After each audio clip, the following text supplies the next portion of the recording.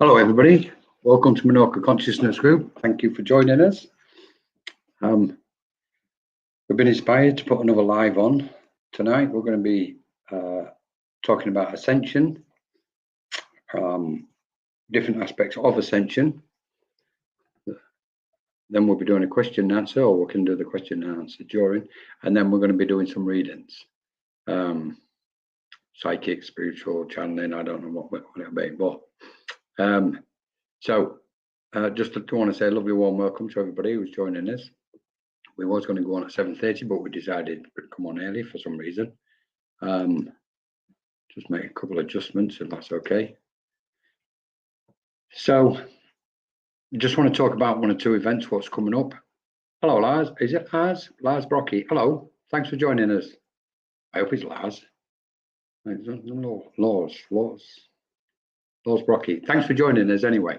Lovely to have you with us. So just a few notices as we kind of go into this space. I don't know how long I'm going to be running for. Never know. Spirit will probably draw it to a close as and when they're ready.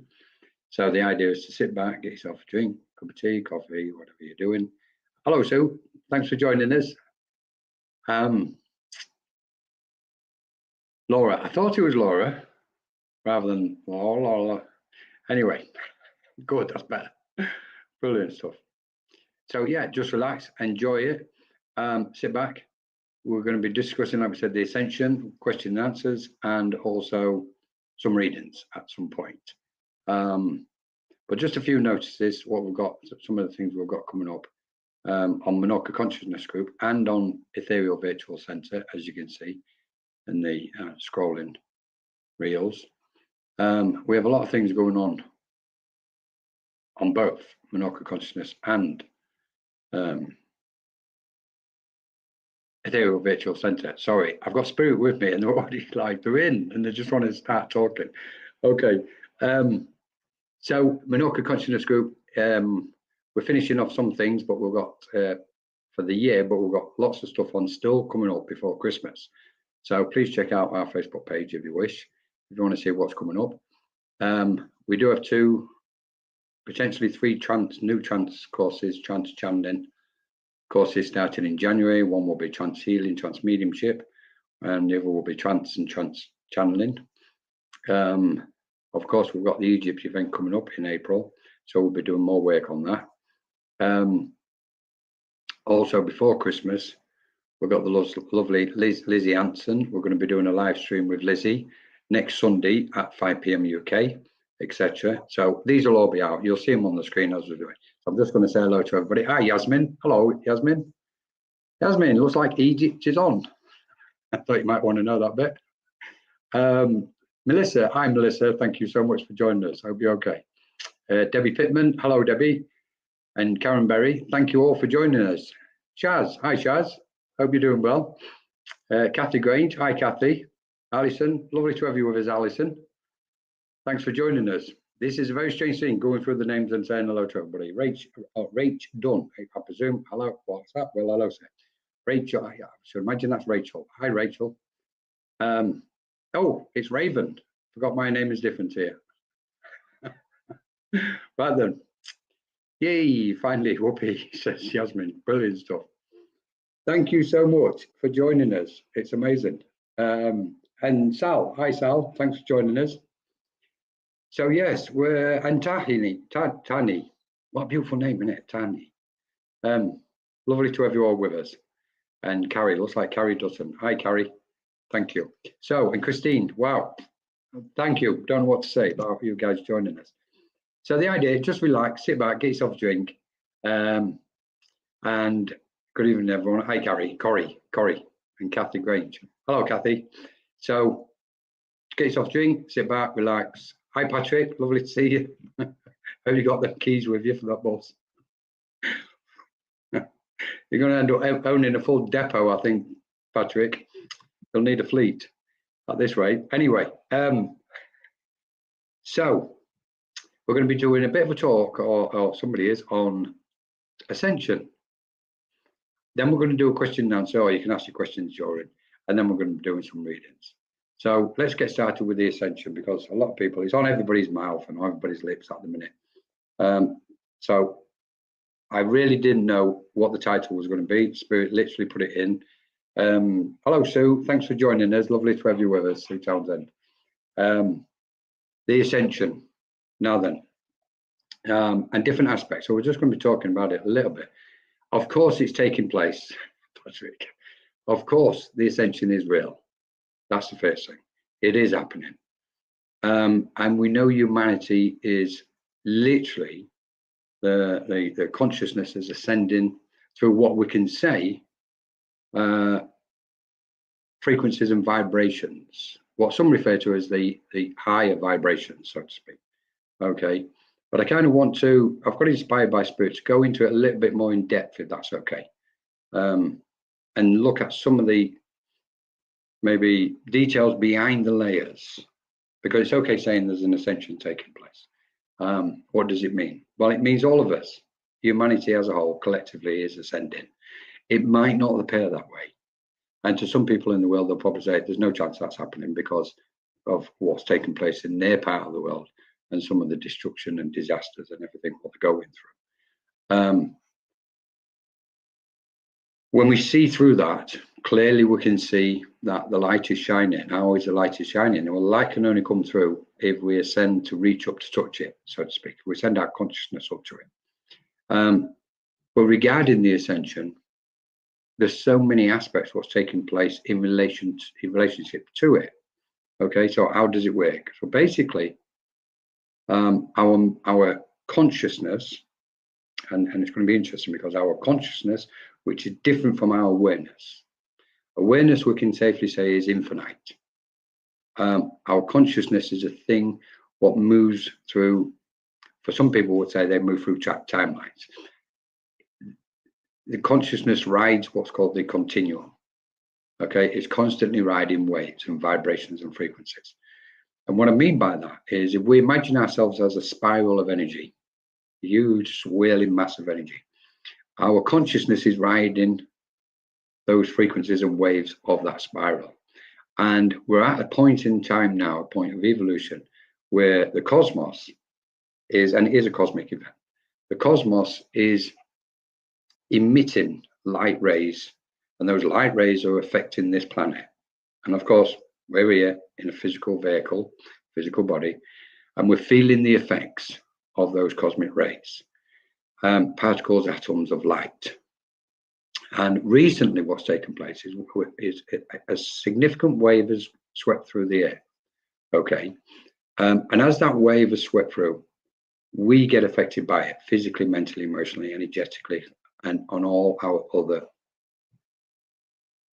bodies of energy, we'll put it that way. Okay, and of course it's also bringing about global change. And the global change we're seeing every day now, the earth is shifting, earthquakes, volcanic eruptions, wind patterns, etc., etc. I'm going to try not to wander off too far on this. Okay, I'm just going to say hello to Linda and Lizzie and Kay Weezy, Francis, Joe. Thanks for joining us, Christine Campbell. So what's happening is this wave, what's in at the minute, but it's recently come in, is sending light particles through us, and it's creating what's called a vibrational change. And I don't want to linger on the vibrational change, but there's different aspects to a vibration change. So we feel various conditions. Okay, sleeplessness, restlessness, irritation, agitation, feeling that we've got different physical ailments and conditions all ripening, coming to the surface, etc. That's one aspect. The light is pushing everything to the surface, or some aspects to the surface, so that we can transform them, keeping it in a nutshell, so we can transform the energies of what we're carrying within us. And as this transformation takes place within us, we then become lighter, because it transforms the old energies into the light, and we feel lighter. So when we're coming out of a vibration change, we feel more elevated and ascended, so to speak, hence the ascension. Now during the vibration change, what happens is we have a tendency to dip down because we're riding a wave. So 1 minute we can go up to a peak, our consciousness goes up to a peak, we're feeling on a high and joyful and happy, etc., excited, and within a few days we can sink back down and go, oh, hang on, and everything starts contracting. So what we've got is a contraction and expansion. Literally, energetically, this is our mind, this is our consciousness, what's been affected very profoundly, very deeply. How does that connect with the ascension process? Well, the ascension process can't take place without a vibration change, without these waves coming in. And those spiritual guides are constantly trying to warn and prepare people to try and be still, rest, get whatever rest you can, relax and not worry or be concerned. Because as the wave passes, then the mind ascends and it becomes more expansive. So when we look at this on a global scale, what we're also seeing is the breaking down, not just the letting go of old thoughts, old patterns, etc. We're also seeing the breaking down of old structures, old institutions, falling, breaking down completely. And they will never be built again with the same energy or energies as what they previously was. So something new has been created through this ascension process. So what we're looking at is many different layers playing out simultaneously. And we're in the middle of it. We are bang in the middle of this ascension process, okay? Now, what does that mean for our consciousness? Several factors, many indeed. It means that we're going to expand, i.e. open up further. And there's implications, positive implications for that. The ascension itself means our consciousness is going to move through many different frequencies. What some refer to as the higher levels or the higher frequencies. I have a tendency not to use that term if I can help it. Basically, they are finer frequencies. We're ascending, our consciousness is ascending to finer frequencies of awareness. There's a phenomenal simplicity to this. Our consciousness is ascending to finer frequencies of awareness. If we think awareness is infinite, okay? Infinite and all expansive, vast beyond measure, so to speak. And our consciousness is the thing what always exists within infinite awareness. So here we are at this moment. We're going through this change. We're letting go of the old stuff, old patterns, etc., kind of breaking down and dissolving. And the old structures are moving away and completely dissolving. And we're merging out of it, or emerging out of that. We have come to do this. We can clearly say that. We've come to play this, whatever role we're playing in it. Okay. Mediumship, trance, etc. is a part of it because it's helping bring beautiful transmissions through from spiritual guides and spiritual beings, light beings, cosmic beings, etc., etc.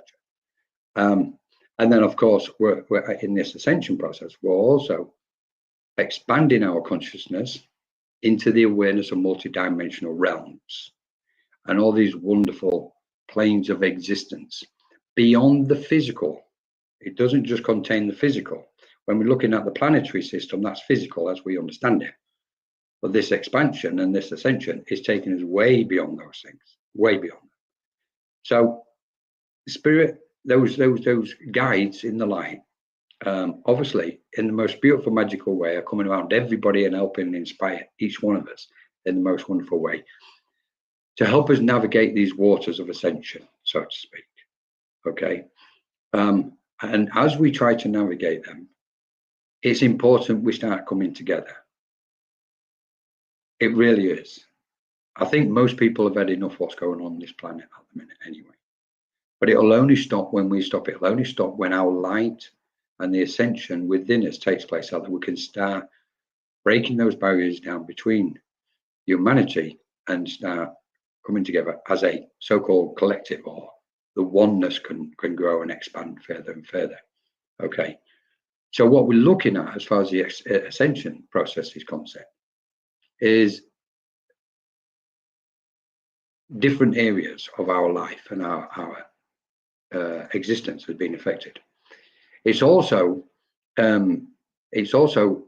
interesting to know that as we ascend and expand, we can't avoid what I'm going to say here. We also descend, because our light goes out in all directions. So the more we open up and the more the consciousness moves through these frequencies and vibrations of awareness within and around us, then that light is emitting. We're transmitting energies, transmitting light in all directions.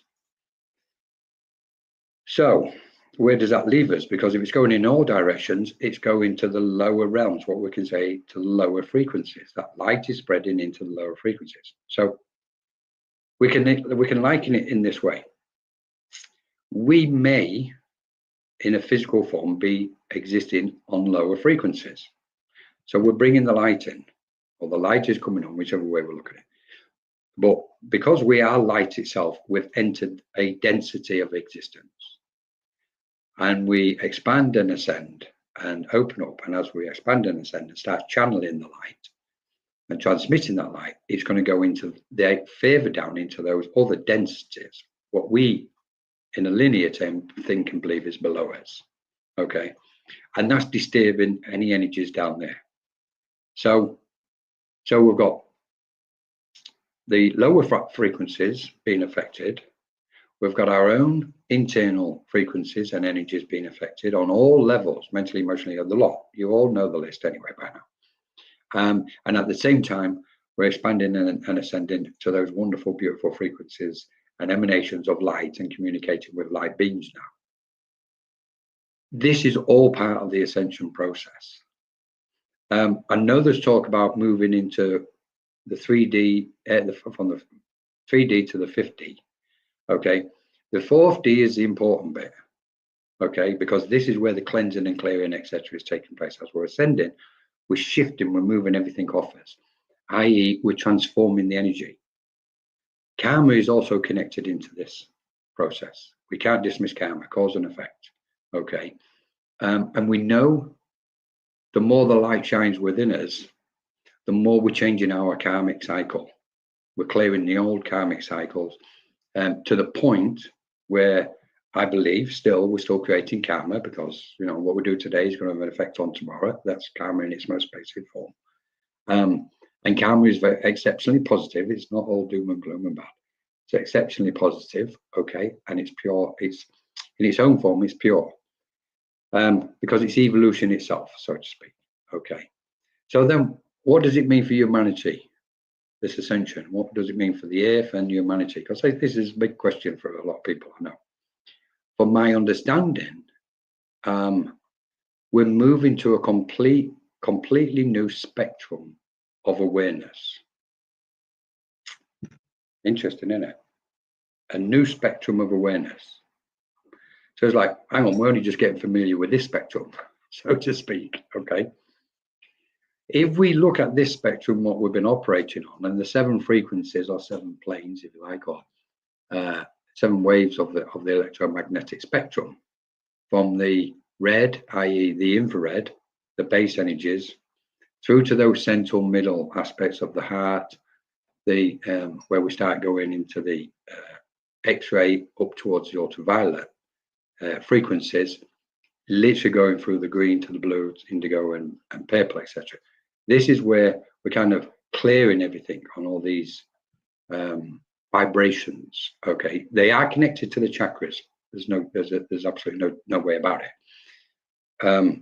Because the chakras are very intricate in this role. The old stuff, what was carried on the chakras now, is loosening up. So that's why people's chakras are opening up and expanding even more. Okay. And then we go, okay, so we've got the seven frequencies of the electromagnetic spectrum. Now we can match them to our thoughts, feelings, emotions, etc., physically, and all the physical states of matter. And now we're just going to go, okay, boom, off we go. We're going to the next spectrum of awareness. This really is what this cosmic event is about. It's not as if we're going to be raised off the planet and lifted beyond it. I don't believe it for a minute. I'm going to use a word I don't normally use, but we in a way, we're anchoring the light, right? We're anchoring cosmic light through ourselves as a vessel or channel or empty space, if you like, a conduit, whatever we want to refer to ourselves as, bringing that light in and connecting it, not just to the earth, but we're connecting it deeper into those planes, what we think are below us, because the light has got to go into there as well. So we've got this complete, almost comprehensive, almost overwhelming event taking place. At the center point of it is pure thought, enlightenment, bliss, whatever we wish to call it, all those wonderful aspects.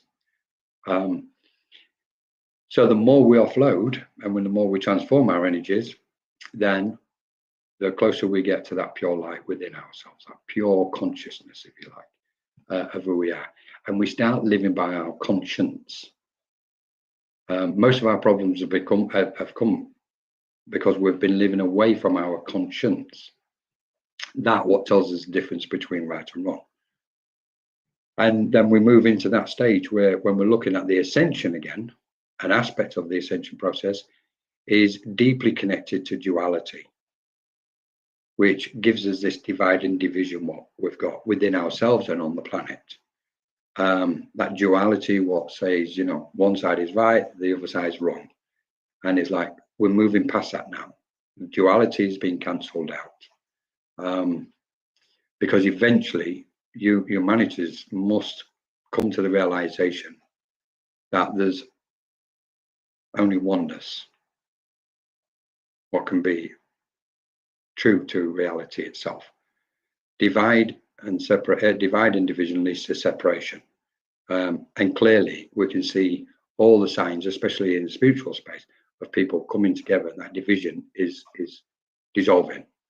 And when we look at it in a broader level, and we look at it on a global scale, even though we see there's a massive divide and division, there's an undercurrent where you can see people are starting to think and be more conscious of what's going on the planet. And in that process is where humanity is awakening and helping the ascension process in itself.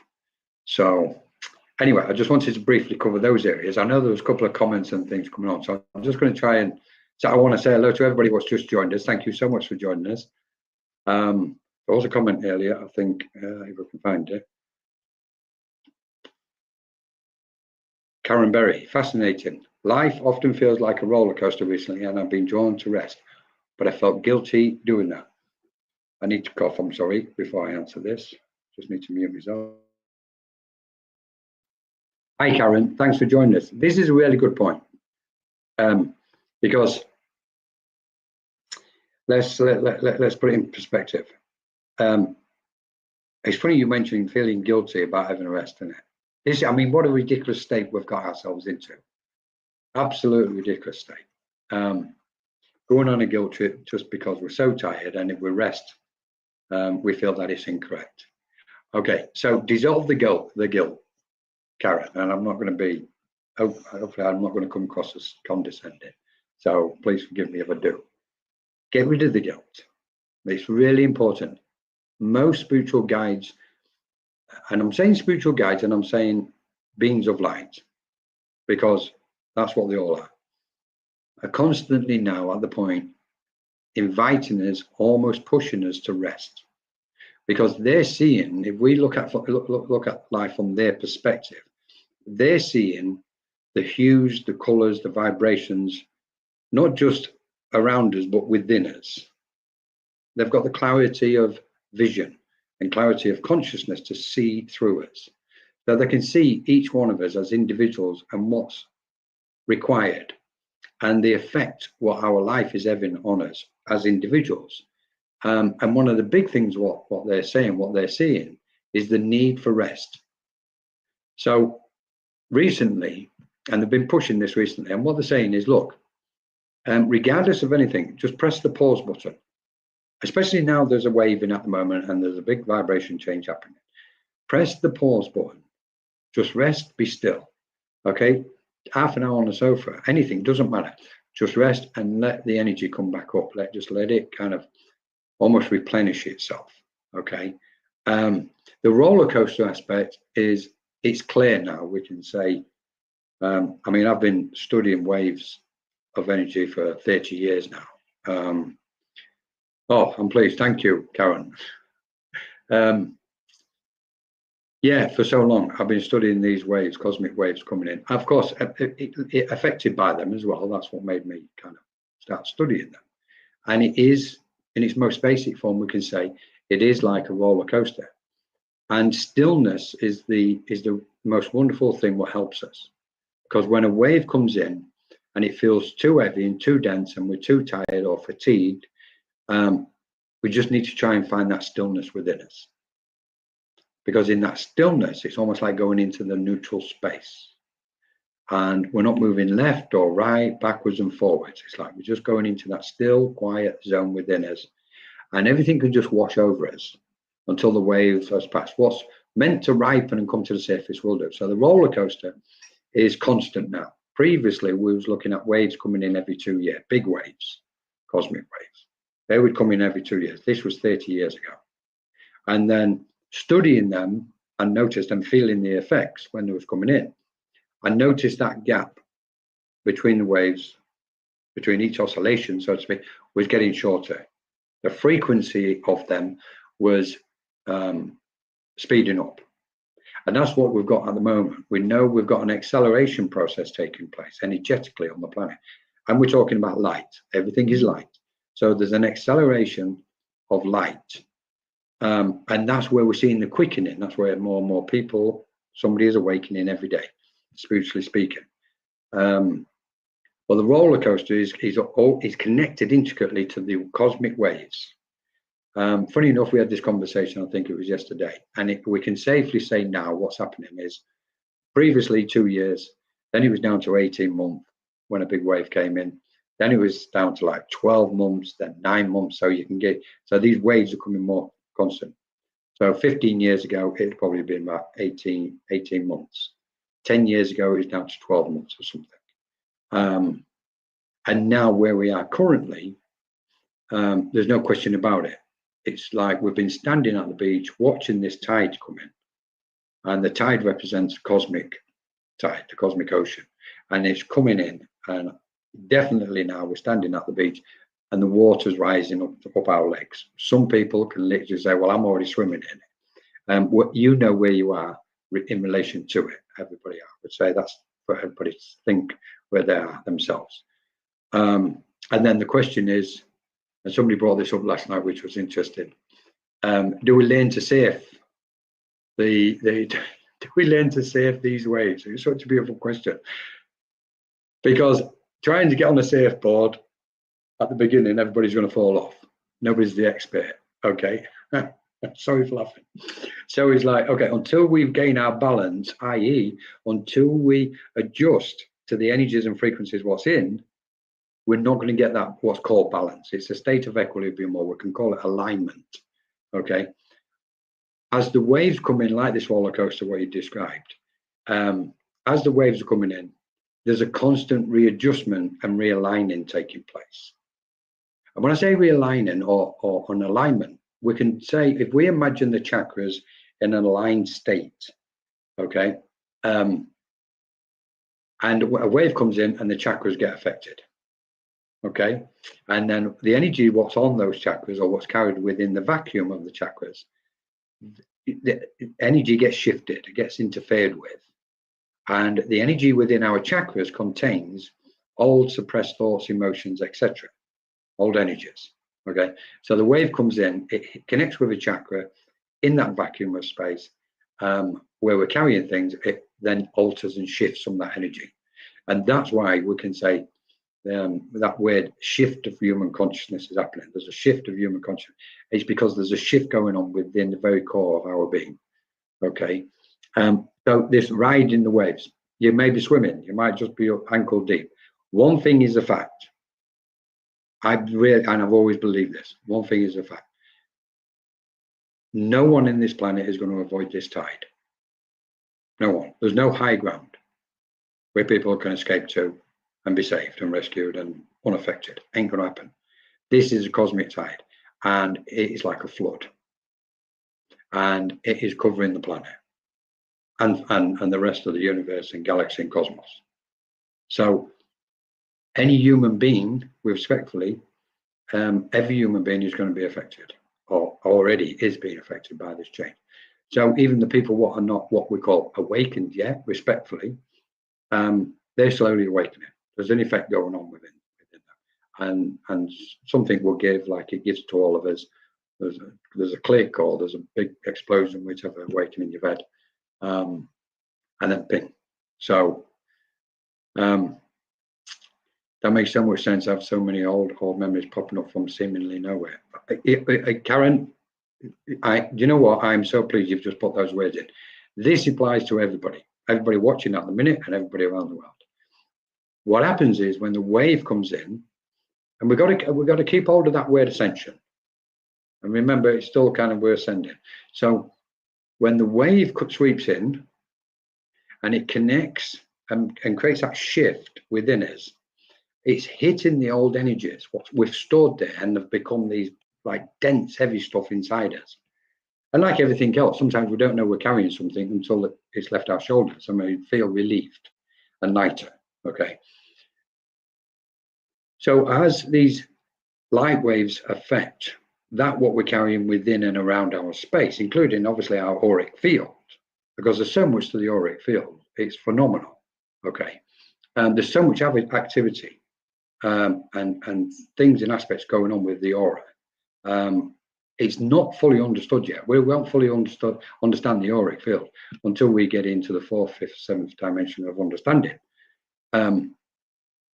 So all the aspects what we're carrying within our field of energy, what now I refer to as a field of energy, the aura, the light is hitting it, and it's just connecting and shifting those old memories, and the old memories just kind of seep through to the surface of our awareness, our mind, and we go, okay.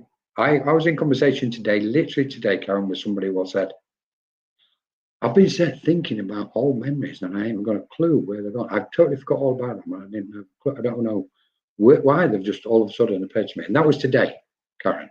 And this is a classic case, the old memories popping up, ripening seemingly from nowhere. Okay. We can say confidently, very confidently, that our memory bank, and I don't always like using electronic or that type of thing, but we can safely say our memory is phenomenal. It's like the biggest storage bank we can ever imagine. You know, not what you've got on the planet on a computer. It's way beyond that. And it likes everything to be in perfect order. Perfect order. When we go through our experiences on a daily basis, whatever those experiences are, thoughts, feelings, we're meeting people, talking to people, we're interacting, energetically, there's experiences taking place, because in fact we are the experience. So, but every location, every environment we go in, and if we go back to being a child when we've landed on the planet, every single experience what we've ever encountered, from the first words we've spoken to the first words we've heard, and everything from there is stored within us. Everything, because we're not just transmitters, we're receivers. We're receiving. We're receptive to. That's why in mediumship we say the recipient, because they're receiving the transmissions from a message. So and we're gathering and collecting all that information. The key is to utilize whatever experience we're taking, what's taking place in any given moment. The key is to utilize that experience, that energy of that experience in that moment, and put it into action. If we don't do that, it's going to be stored somewhere. And if it's not stored in its correct position and place and location, then it will go somewhere else. It will get stored when it's kind of jumbled up, and then so many other memories will do the same. So then there's this build-up, and that's the chaotic part within it, what we can say within the subconscious mind. And this light, when the cosmic waves come in, like one's in at the moment, and it hits that kind of area where all those chaotic memories are stored, the light hits it, it loosens that density up, and it throws some of the memories, like you've described, to the surface for us to look at and review. And I wasn't expecting this, but we're just going to go on to somewhere else here, because one of the best things we can do is review our lives on a daily basis, if possible. Review them. So when a vibration change happens, we get the opportunity to have what's called a life review. Okay, just been looking at Okay, I've just been trying to look at why they are popping up and releasing them. Absolutely perfect, Karen.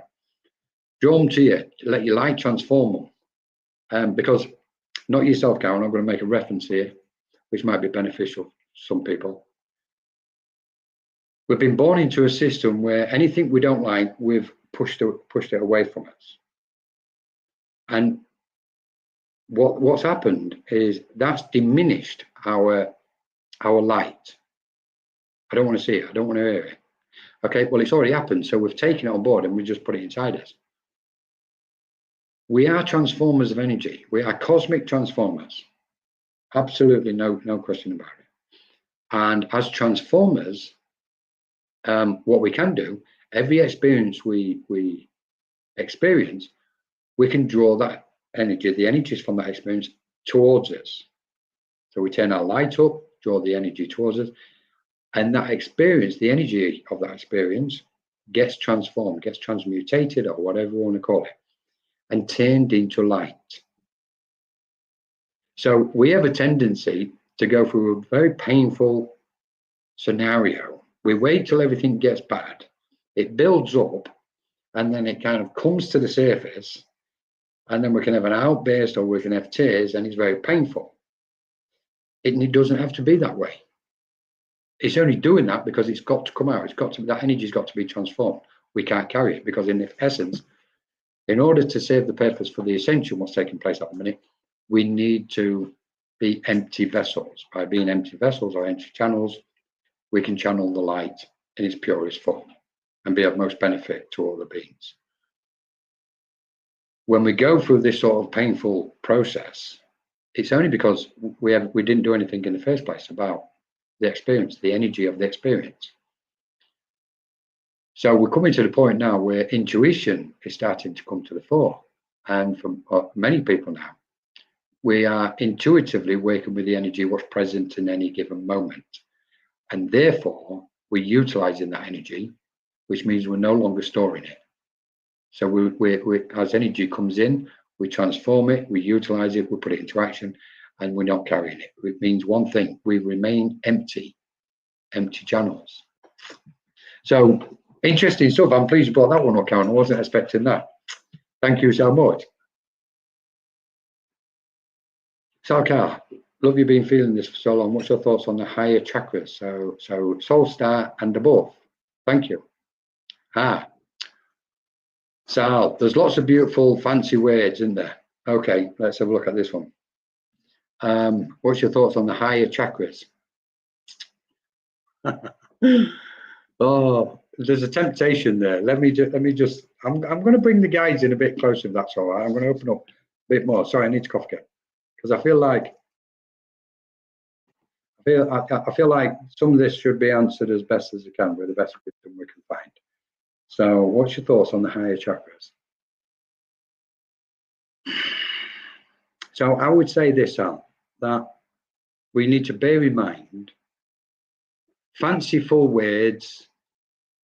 You know, I'm dancing around with words, not yourself, but there's stuff out there going on. There's fanciful words used, and they can dazzle people's, auric fields and sensitivity for a short time until we find the truth behind what's going on, because we're using terminology to express something what really on some occasions can't be expressed on a lot of occasions. What we're looking at when we're talking about the higher chakras, okay, first thing I would say, and this is what I feel is coming, it clearly is, we need to understand the lower chakras first. We need to understand all the other base chakras upwards before we start tripping onto the higher chakras.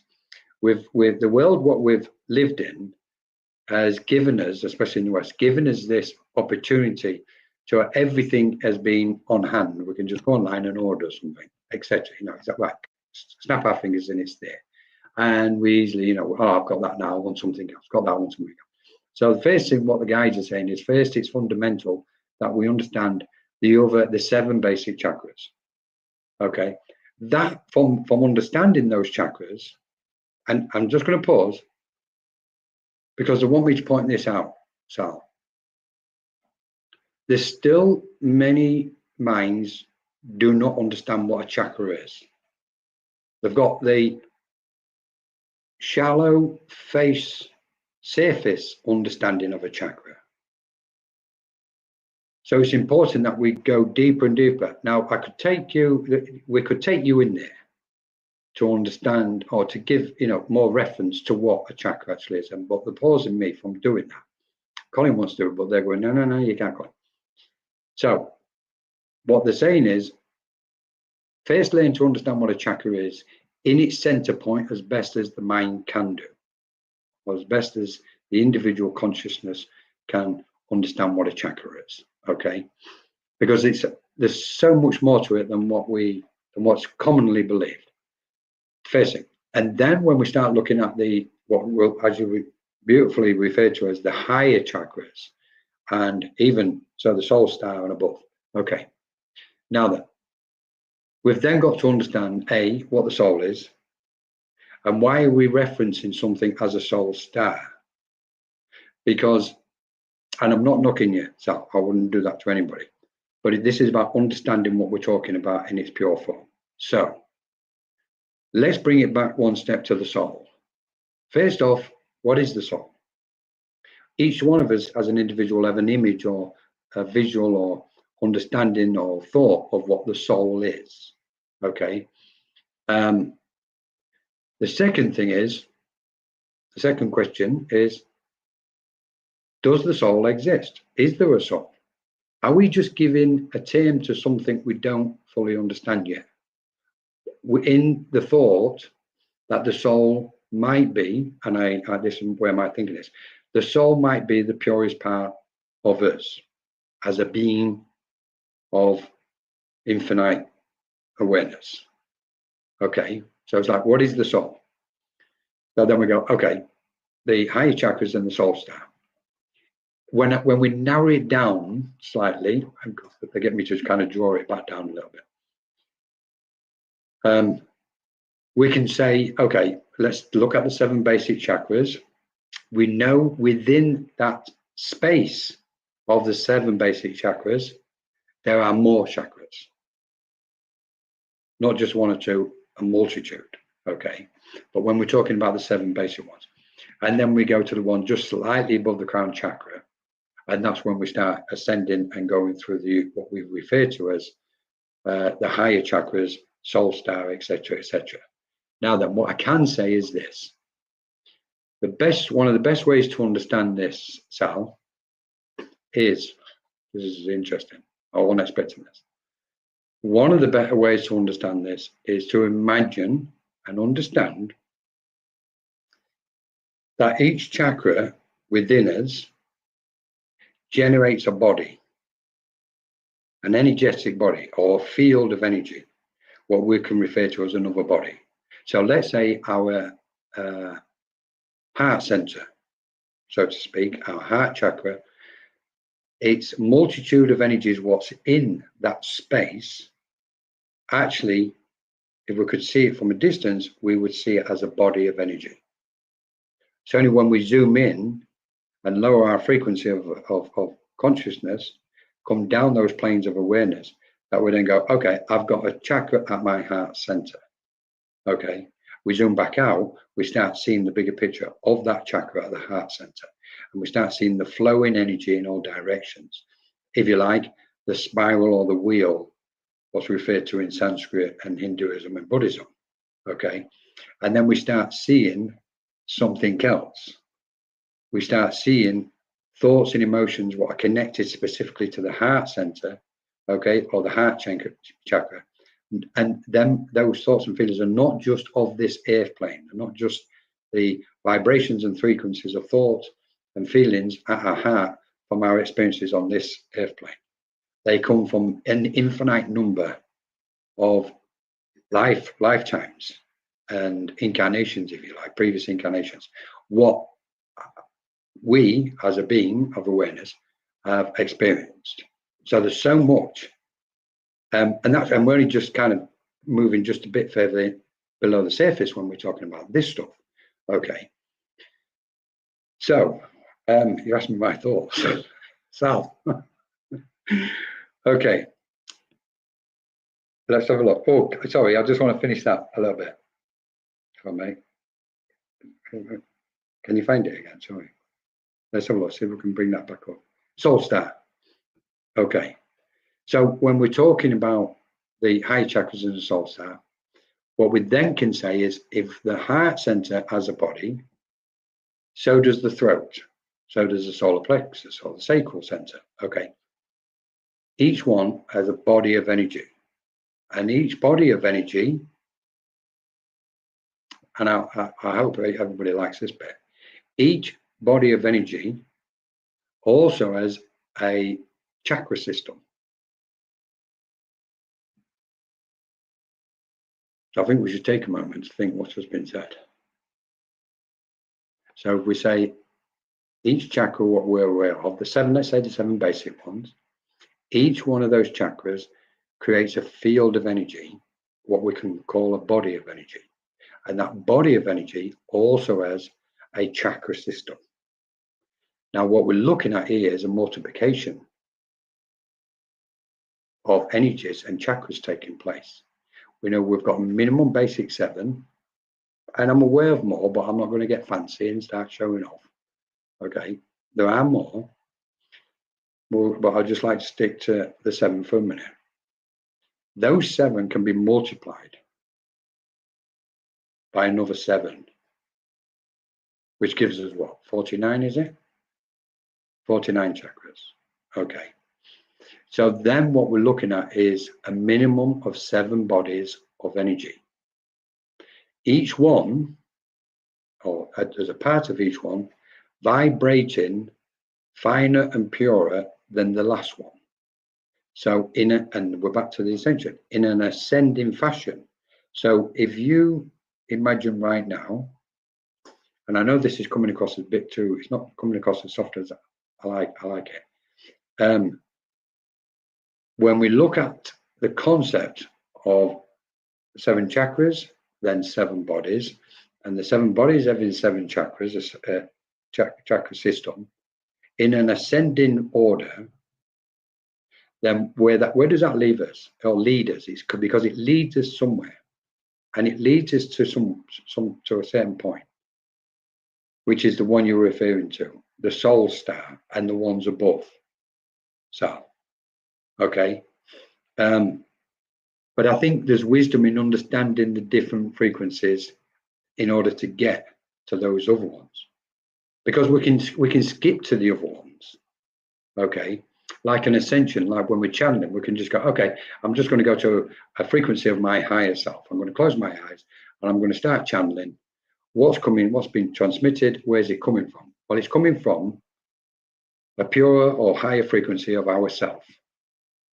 Okay, it's coming from a next vibration of our own awareness. When we're thinking of a spiral of energy, we've moved our consciousness further up the spiral, and we're communicating and transmitting the knowledge and understanding and perception from that point on that spiral of the spiral at that moment, from that specific point of resonance. And then we go further up the spiral. And then we change again. Our perception changes, becomes purer and purer, so to speak. Okay. You've just got me to blast this wide open. I'm going to draw it back in, Sal. That was beautiful, Sal. Thank you so much. Any more thoughts? Any more questions? Let's have it. Isn't the yin and yang effect on everything in life? You need darkness and light for balance. Brilliant, Marion. It is up to this point in evolution. Now it's fading. When I say fading,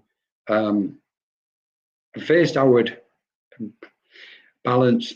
What we're looking at here is a perception of duality, of living in a realm of duality within our consciousness.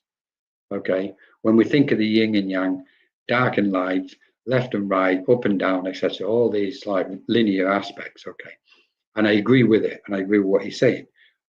The point we're at the moment with the ascension process is the light and dark concept is now dissolving, because we're coming into that singularity, what we refer to as the middle way.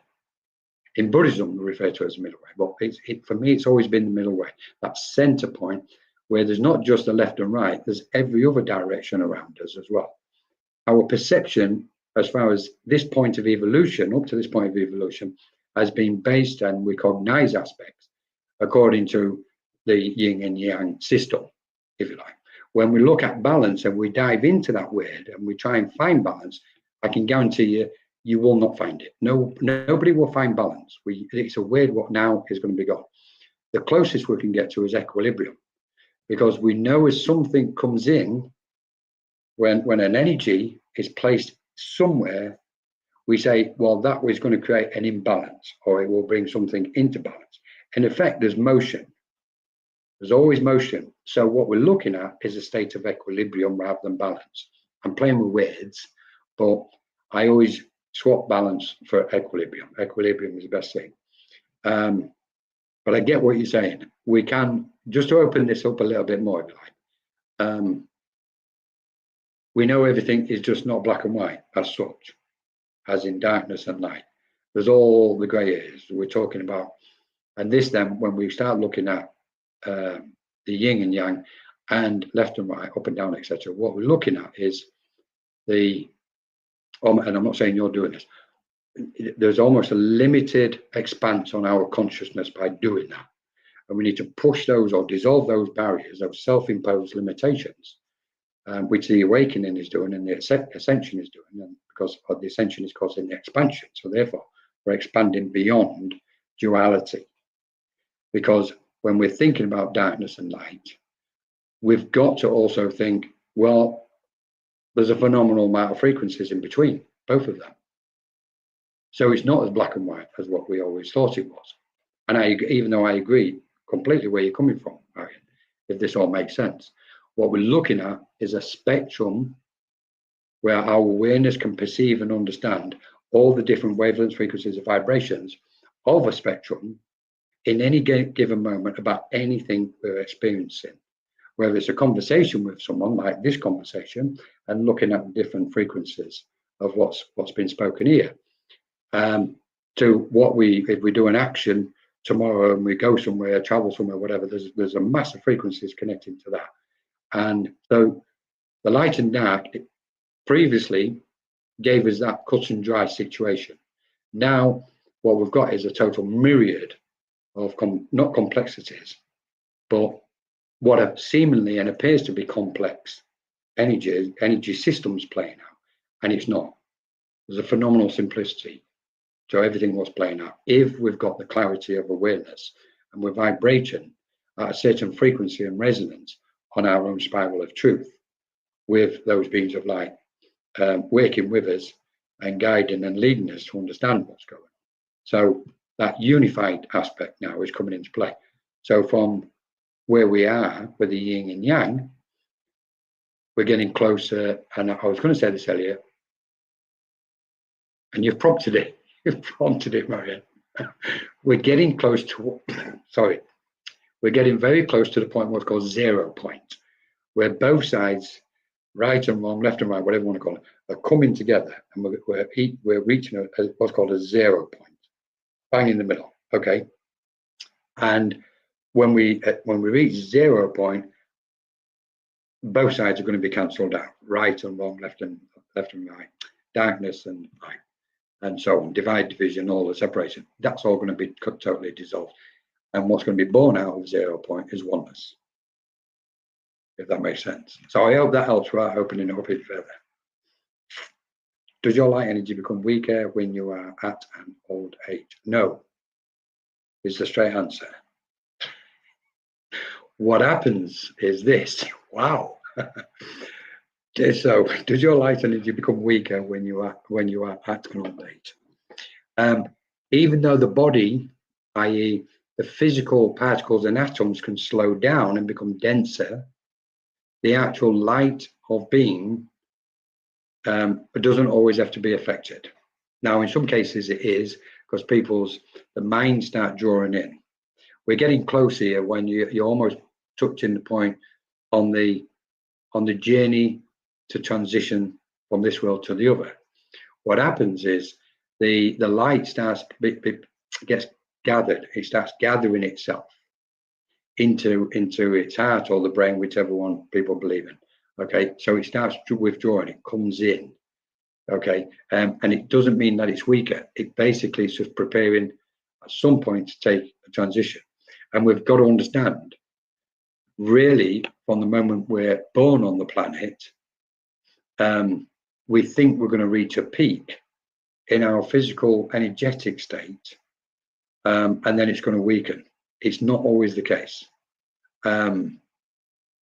We can, I believe, if somebody what is let go of and transform all their old energies and old conditions, and got the correct alignment with the light, there can be any age, and they can walk in a room, and that room will be lit up by their light. So the only reason our light dims or becomes weaker is because we allow it. That's all. And when it gets closer to the point of taking transition, and if it does start withdrawing, it's withdrawing in preparation to take its transition. It's a bit like a baby when it lands on the planet. Its light is emanating, it's bursting outwards. That's why everybody goes, oh, because it's the light that people are sensing when they view a newborn baby. Okay, and that light, what we call the life force, is emanating. And the same, but the opposite, we can say, at the point of death, the soul starts withdrawing its energy and starts gathering it back up into its heart, or its brain, whichever one is the last thing to go. And that's why also we see so many people at the point of taking transition, they start eating less food, certain organs start failing slowly. If anybody's witnessed the dying process, it is phenomenal. It's what with a certain minds to see what's going on. It's one of the most phenomenal experiences any of us can have, and one of the most humbling, because you're seeing the light gather itself back before it takes, and that can take weeks, months, whatever it does.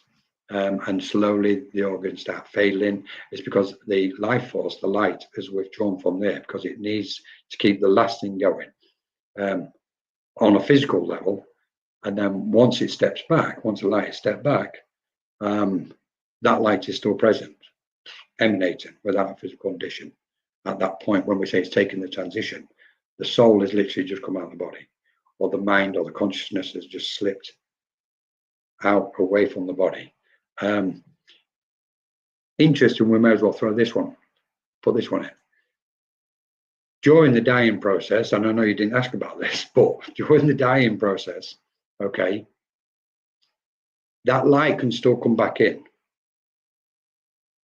and surprise everybody. That's why some people go, well, they seem to come back to life in the last week. We don't know what happened. We thought they was going to make it. And it's almost like that soul had just gone, woof, I'm coming back. The light shone in that space, and then they started to recede after that. Good point, Marion. Thank you so much. Sorry, I need to cough again. Don't like coughing on the mic. Rohan, nice to have you with us, Rohan.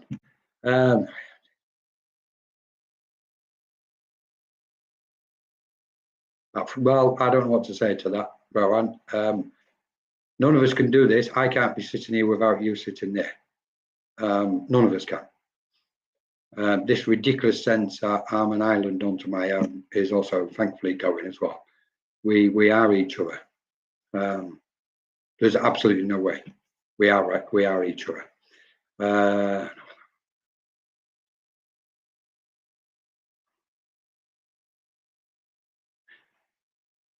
Just take your time, Rohan, a little bit at a time. You know, something what you want to, that's what I want to do. I push negative things inside in my head. You're not the only one. We've all done it all our life. Try not to think about them. And yes, you're right, what builds up his own, then explodes out of it. Yeah, I know this one. I know this one very well, Rohan. First thing is, respect your own soul. Respect the light of your soul. Because that's key to everything. It's like, just as a side note, it's like, I can never be offended. Nobody can ever offend me. Why? Because if I take offense, that's my mind. That's me doing it. So I choose not to be offended. So nobody can be offended. So when somebody goes, "You're offending me," it's like, really? Where's that happening? It's happening in my mind, Colin's mind. So Colin's had to sort that out. Nobody can insult me when I say, "Oh, they're insulting your intelligence." Like, sorry, they're not. They're insulting their own. Not insulting mine. Mine's fine. Sort of thing. So I'll just put them a couple of ways.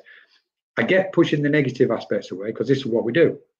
It's like, no, go. What we actually do, we're not pushing them away. We're actually pushing them in, and we're packing them down, packing them and packing them, packing them down.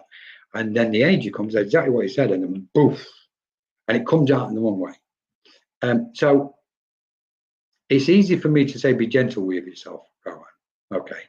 It is key. It's a big key. We've got to be gentle with ourselves. Humanity is innocent. We need to understand this. Humanity is innocent in what's happened to it. Okay. We've landed on the planet with pure intentions, majority, pure intentions.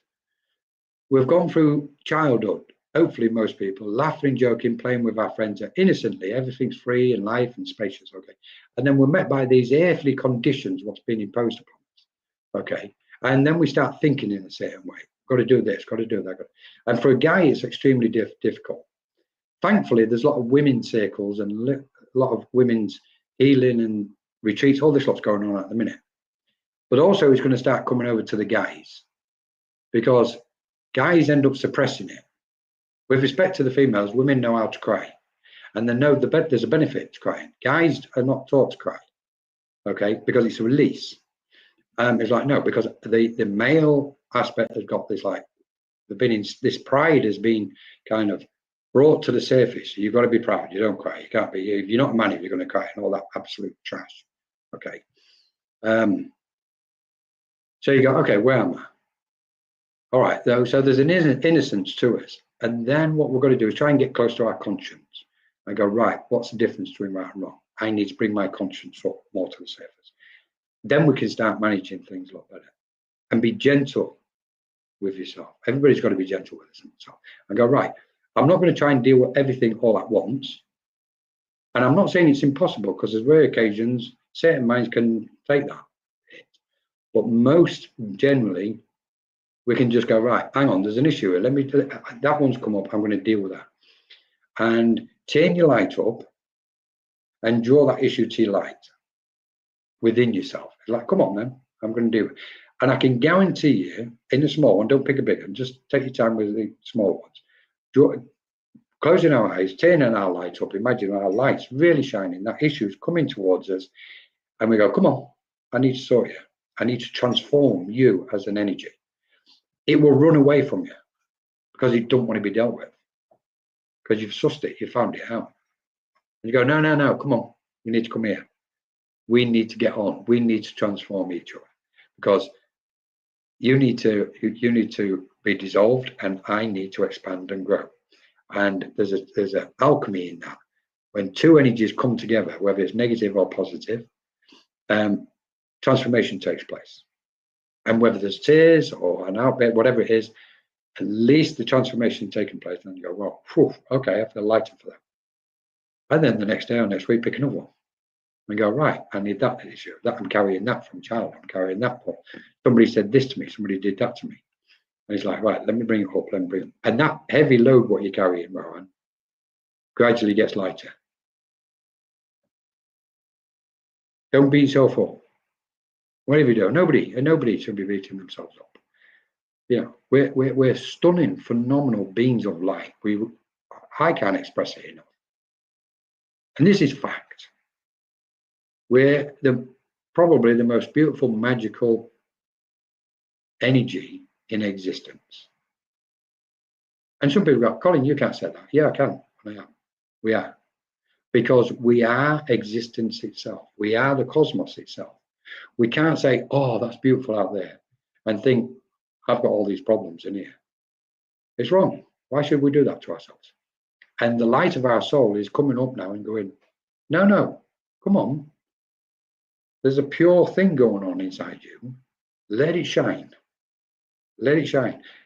Earthly societal conditions, throw them away, put them in the trash, because they've served their purpose. This is we've moved through evolution, and we're at that peak point of evolution where, like we said at the beginning, old structures are now falling away and going to be completely dissolved, and the new structures what are going to be built are not going to be built of the same energies. Ain't going to happen. Communities are coming together now. People are building all sorts of phenomenal stuff around the planet at the minute. So thanks for joining us, Rowan. Brilliant stuff. Anybody else? Rose Sullivan. Oh, what was that? Can I have a reading, please? It's very interesting. I believe this is only talk about Ascension. Thank you for coming. No, I appreciate you, Rowan, and join and being with us. This is who we are. You know, it's Colin don't even exist. It's this, I don't know what's sitting here speaking. Don't know what it is. It's like, it's all of us, you know. We can use the words interconnected and oneness and all them, and they are beautiful. But we are totally merged with one another beyond belief. Karen Berry, I'm making some big life changes at the moment, and the things appear to have been stuck for the last 12 months or so. So would I be right in saying that seeing this as an opportunity not to push stuff down, but to release it as it's happening, so I don't carry stuff forward in a new life is the best way to go? 100%, Karen. 100%. 100%. I would say this. We are, I wasn't expecting this tonight. We are beings of emptiness. What we've done is we're landed out on the planet and we've filled ourselves up. And we can ask ourselves, how much have we filled ourselves up with joy and laughter and love and excitement? We're at this point where we're looking at the world and everybody's tired and drained and worn, and like, this is not us. This is not us as a species. We are pure light, and we are beings of emptiness. We've loaded ourselves up with so many aspects. Now is the time to go, okay, time to take the garbage out. And if we need help from other people, then we're in a beautiful, precious place, because there's so many people now around willing to be there to support each other. We need each other. And it is a need. So might be one or two going, I don't need you, I don't need anybody. Keep thinking that. That's only hate and pride talking. I make no apologies for saying that. Lately, I've been losing stuff. I wonder why this has been happening. Losing stuff. In what way, Christine? What do you mean? Sorry. Lately, I've been losing stuff. You mean accidentally? You mean material objects, or like a lot of us losing your mind? Which one is it? Oh, guys, I did have like a phenomenal sense of humor before I came on tonight. I had to try and calm down. Well, I'm realizing I need to find all these things again. Hence the big changes. Well, you know, I'm going to jump in with this as well, Karen. I'm realizing I need to find all of these things, all those things again. Yeah, joy, laughter, etc. It's true. I want to point something out here. Our past is phenomenally beneficial when we utilize it for its actual way. But we're at a point where our memory will bring back something we need to recall in any moment. The event what's taking place is not a remembrance. And that's not because I choose to disagree with a lot of people out there saying it's for remembrance. I respect it and I understand where they're coming from. But for me, this event is not a remembrance. This is exactly what's supposed to be happening in every moment at this time. So we don't need to remember stuff, because in effect what we need to do is empty the old stuff, be open, and embrace the new as it takes place in each present moment. So we're not undergoing a remembrance. We're not, because as soon as we get to talk about remembrance, it's like we turn around to look to the past. And most of our problems and issues have come from our past. So why on earth should we look to the past? If we go even deeper, we can say there is no past and there is no future. In effect, we can also say there is no present. Everything just is. You know, anyway, I'm going to stop laughing. I need light, hope and healing, but I've been struggling with the spirit for many months now. Alien. Thank you for joining us. Oh, let me just, if I may, I just want to reread it. I need light, hope and healing. Right. Okay. Now this is interesting. Is it Aileen? I think it's Aileen. Oh, Clara. Sorry if I get it wrong. I do apologise. Right. Let's have a look at this one, because what we're talking about here is, are we managing this change and transition? Now, if we struggle to manage this change and transition, what we have a tendency, our mind to, in order to support itself and give itself security, it will withdraw. And in order to protect itself, it's like, woof, hang on, this change, what's happening in my life is too strong, too heavy for me, or it's a bit difficult, more than what I wish, so I'm going to withdraw. And what happens is we close our light down. We don't close it down, we withdraw it. But in withdrawing it, we close it down. And by closing it down, inside that space becomes slightly more dense. And then we go, okay, but I still want to connect with spirit. I still want to work with spirit. Well, in order to work with spirit, we've got to be open. So you start scratching your head and you go, okay, well, what's it going to be? Now then, I understand this, Aileen, because this process of ascension, what's happening is we are constantly opening and closing, expanding and contracting. The idea or the key is to try and develop an experience of peaceful mind, peaceful, calm mind. And in that peaceful, calm mind, clarity comes. And the only way anybody can communicate with spirit is through some degree of clarity, i.e. clear awareness. Because with them we have clear awareness of the frequencies, from this frequency of clear awareness to the frequencies of the spirit planes and celestial and cosmic planes. So the key always comes back to us, doesn't it? Okay. So don't think you're doing anything wrong. That's the first thing, Aileen. Okay. Secondly, is there's a lot of different energy moving around the planet at the moment. Okay. Without opening it up. And that energy is trying to close a lot of people down because it doesn't want the light shining. So then we have to go into a bit of an assertive mode. But this is why we've been given all the wonderful different spiritual teachings and abilities. Everything we know of is for a reason within us. So it's like, okay, I need to be assertive. Right, I need to shake my energies. I need to clear my auric field. And I need to ascend my consciousness slightly, so then I can start communicating again. Or we go into the stillness, and as we go into the stillness, spirit can gather around us. So if that makes sense. Yeah, it's like my ability is just about, I understand this really so much, and you are not on your own, really. There's going to be a lot of people experience this, okay? So the first thing is needing light and hope and healing.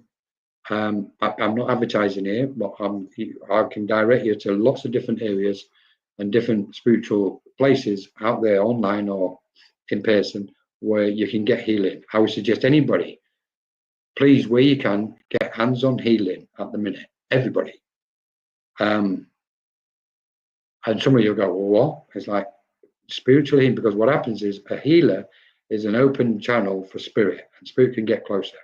So I'm just going to hold that, what this one neck where it says makes sense. I'll finish this bit off if I can quickly. So, and also we do on Monoka Consciousness Group and Ethereal Virtual Center, there's at least 2 healing sessions every week. We're about to start a healing book for people's names. And we're about to start, there's meditations every day. We're Pauline, beautiful meditations, just 30 minutes. 5 till 5:30. They're going to be running up to, I think it's the 12th. and then they'll start again after Christmas. They've been on all year, thanks to Pauline, beautiful song. And the same, we've got this space at the minute, the virtual centre, and we've got some really beautiful minds teaching and healing and offering different things. We've also got a trance healing clinic. So have a look around, not just ours, Aileen, anywhere where you feel drawn to, and try and get some healing, or just go into a meditation space. One of the big aspects of meditation, what's needed at this minute, is it's not always about going on a journey. You can go on a journey. Annie Fraser leads a meditation after our open circle on a Sunday, and it's stunning. It's an absolutely beautiful meditation. It takes on a journey. It's very peaceful. Okay, but also just sit there and just listen to your breathing, and absorb and sense and become aware of your breathing, and just go into that little slightly altered state of awareness, and you'll get re-energized from there as well, Aileen. Okay. Let me just read this last bit. I've been afraid to empty my mind, relax my mind, because all the sad feelings and all traumas come to life when my mind. Right. I understand this. Okay. So what we can do, this is where sometimes, and I'm going to like spin this a little bit, because sometimes we need to be in control. Our biggest problem is because we want to be in control over life and everybody else and what's going on. That's our issue.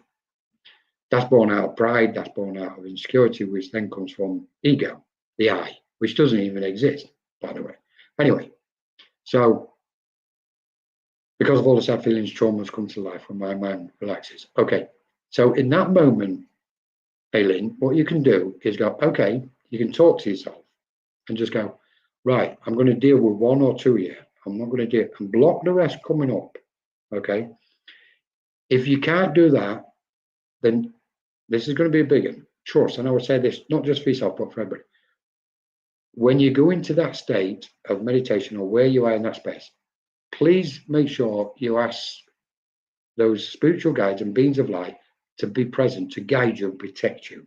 Okay, and they will be there, present, if you're aware of them or not. They will be present because you've asked. Okay, and then when that energy surfaces, you can just go, I'm going to trust you here. I'm going to trust. I'm going to let some of this start coming up, and let it come up to the surface. And if it means having tears and release, etc., trust yourself, trust the light of your own soul, and trust those guides around you. If it feels even more secure doing it in another space where people might be there in a supportive role for you, then place yourself there. The most important thing for all of us at the minute is that we let these old traumas come to the surface and be released and let go. It's so important at the minute, because they're going to come out anyway. Nobody's going to ascend to the 5th dimension totally while they're carrying baggage from the past. Nobody. Ain't going to happen, because the weight of it does not match the frequencies what are pure on the 5th dimensional plane of existence. We can go there temporarily, mentally. We can go to any of them, you know, beyond the planes, as they say, 5, 6, 7, 10th dimension, all this. Don't be impressed by numbers, what people are saying. It's like, we are multi-dimensional beings, which means we're already existing on all those planes anyway. So we don't have to make a big deal about it all. So try and get yourself into a nice space and release whatever you can, really. Okay, where there's somebody or people which are loving and kind and compassionate, because they're ready. They've done part of their journey. They've done part of their cleansing and healing and clearing and transformation. Place yourself in them environments, okay? Because then you will be embraced and bathed in love, not just by those who are sitting there, those beautiful minds, but those beautiful minds also attract beautiful minds from the light. So you can see there's a big multiplication factor. We have certain groups on the go on Monaco Consciousness Group, and sometimes the energy can be overwhelming. The sheer beauty of the presence of light and energy, what's in that space, what's created by those beautiful minds in that space, is humbling in a phenomenal way, beyond words. I'm stuck for words often. They're the kind of places what I think we all need to be in, where we feel safe and comfortable, where nobody's going to betray anybody else and anything what's been said in there. There's no dramas involved, and there's not all that long. Them frequencies don't exist, and we're all just gentle, soft beings, and we need them. And I can be rough as the come. So put me in a rough circle, water off ducks back to me. I'll entertain myself with it. Well, that's Colin playing. In these soft, gentle ones is where the true, profound beauty of the light really begins to emanate. So, and we're starting to see more of those spaces take place. So, thank you so much for sharing it, Ellie.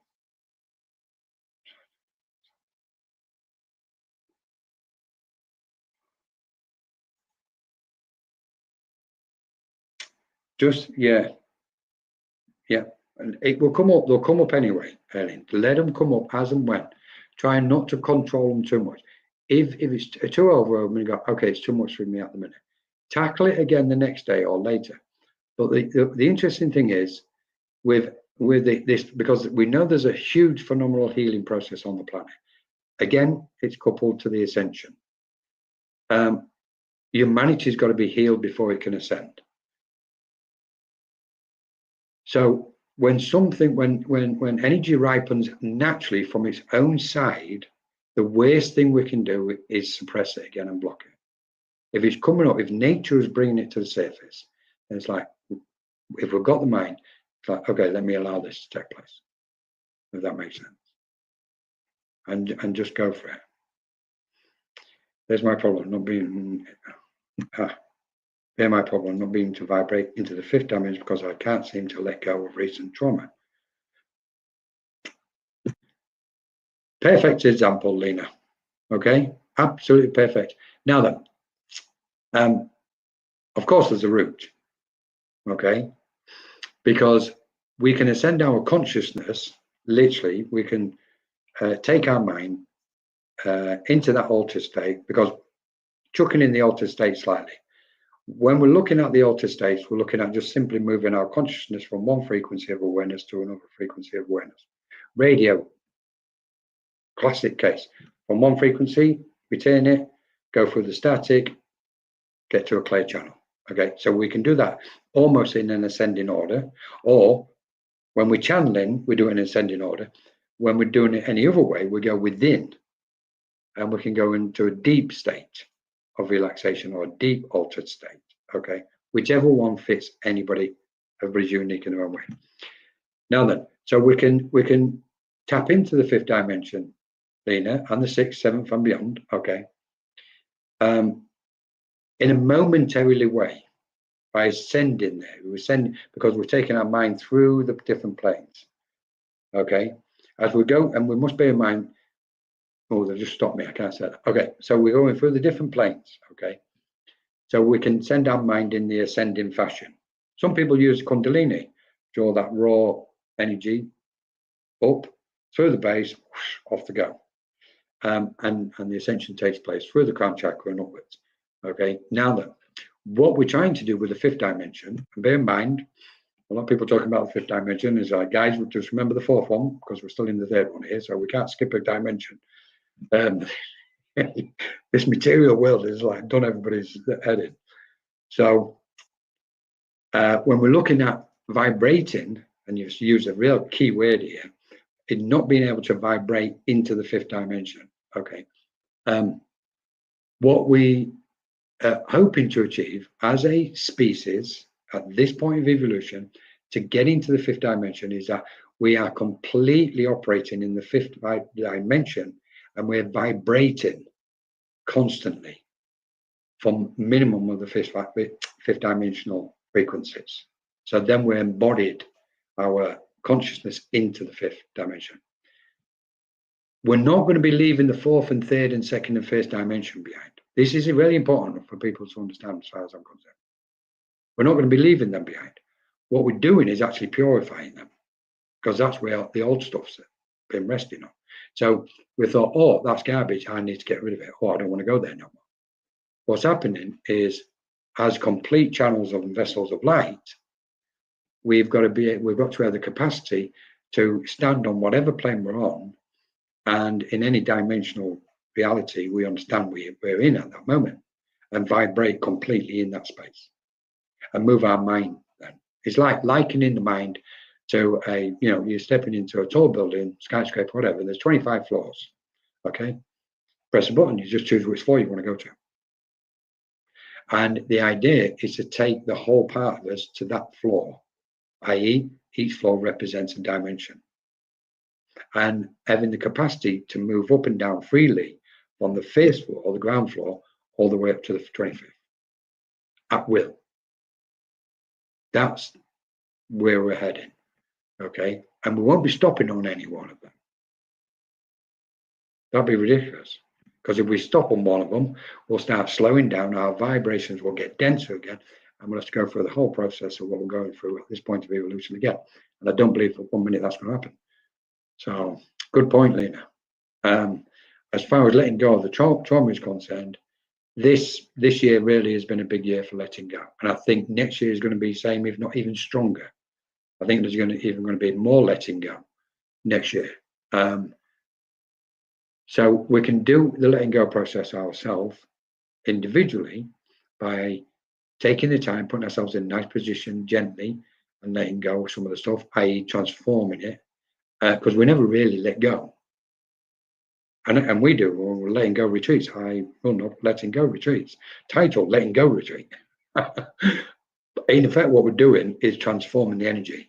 And once the energy is transformed, what's happened then is we've let go of the old energy or the old thoughts and reality of what once was. That's what we let go of. But the energy itself has been transformed. So there's a problem with letting go of past emotions. Right, okay. Maybe on another occasion I might do a talk on letting go and the different aspects of the letting go process. I've been attuned to vibrating that fifth dimensional space with the reason John Patel from you are saying completely no problem with lifting myself up. Yeah, don't beat yourself up, Lena. Don't beat yourself up. If you can, regarding any external aspects, and this is another aspect of the ascension, we're learning discernment, detachment, non-attachment, and distractions. The world is distracted at the minute, or the world isn't, many people are in the world, on the planet. So it's important that we kind of be mindful about distractions in our life, and the distractions will come into our auric field or our field of energy. Okay, and they go, oh, that's going to be a distraction to me. With respect, a lot of people are getting wrapped up in dramas at the minute. And it's like, guys, come on, you know better, you're more intelligent than that. Step back, just pull back.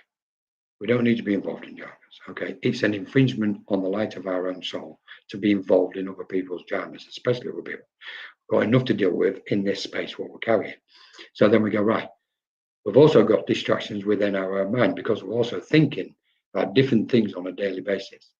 So this is where meditation and stillness is so important, and healing.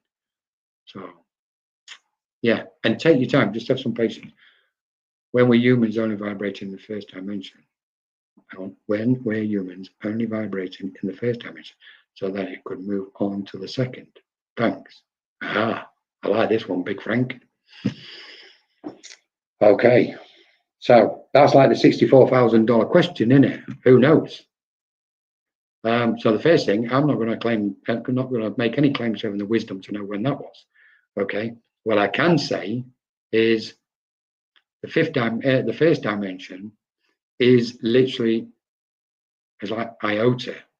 It's the singularity of a certain point. When we're humans only on the first dimension, so that it could move on to the second. Right. So I love this. I love it. Right. Let's open this up a little bit, if that's okay. I hope everybody's still okay with this. So what we're looking at here is we're using human language and terminology to describe something in order for us to comprehend it. It's a bit like time. Time is merely a vibration. It's a perception of our own awareness, what creates and gives a frequency a word, i.e. time. So time is merely a frequency, and it's a slow frequency, what we've tuned into, we've brought our consciousness, given our consciousness the ability to tune into the same frequency as time in order to comprehend this plane of existence and what's going on. Nothing more. When we meditate, there is no time. So we know time in true reality does not exist. So it means we've lowered our frequency in order to attune to time. Okay? But time is such a big thing for everybody. Now, when we use terminology like dimensions, first, second, third, fourth, and all this lot, we're doing exactly the same, Frank. We're using human terms in order to comprehend something, which, to make sense of it, or to make some kind of sense to it, so that we can continue to understand or expand our, what we think, understand our knowledge and awareness. What we're doing is taking ourselves to the point of knowing, i.e., we are knowing beings. But the conditions around us have clouded our awareness, or our consciousness in this case, by the densities of those aspects, including what we said, dimensions, distractions, etc., and all the experiences, what we're encountering. So we remove all them out of the way and you go, right, let's tap into this dimensional stuff. Do dimensions actually exist? Well, we think they do, because, you know, in our making sense of things, it's like, directionally speaking, linear from the first dimension, i.e. the dot, and then to a line. So then we measure from one end to the other, and then we put an angle on it. It's like, okay, we've got 3 dimensions here. And then we start opening things up and we go, oh, there's a box shape, etc. And we start seeing from all these angles what we refer to as dimensions. We can refer to dimensions as densities. We can refer to them as waves or planes. I really like the thought of waves of existence or waves of awareness. That's the one I like. Okay. I have a tendency to use dimensions because it's more generally accepted in this spiritual space, if you like, so to speak. So when we're humans vibrating in the first dimension, pass. I ain't got a clue. If you find that answer, Frank, please let me know. Be interesting to know. Maybe I thought time was the 4th dimension. Look into it, Frank. Is it? Is time the 4th dimension? Time for me is just simply a frequency. So, and it's a dense frequency, and that it's like everything's slowed down in order for us to make sense of it. That's why when we meditate and everything seems to speed up, and we go, wow, I thought I was in there ages. I've only think that's gone really fast, etc. Because our awareness has moved beyond what we think is the frequency of time. So open it all up, Frank. I can open some of this stuff, but it's nice here to say. But that first dimension is okay.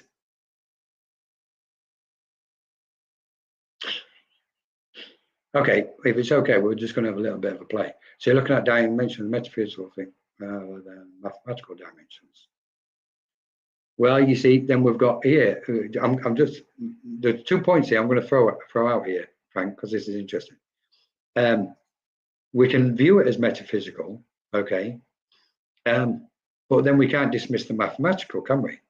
Then we're bringing duality into place, the two opposites, okay, and then we're looking, because my mind instinctively goes, okay, what we're referring to here is science and spirit, metaphysical being spirit, science being mathematical, and then that whole business of, well, this is the correct way, no, that's the correct way, when in effect they're both one and the same, and they're not separate.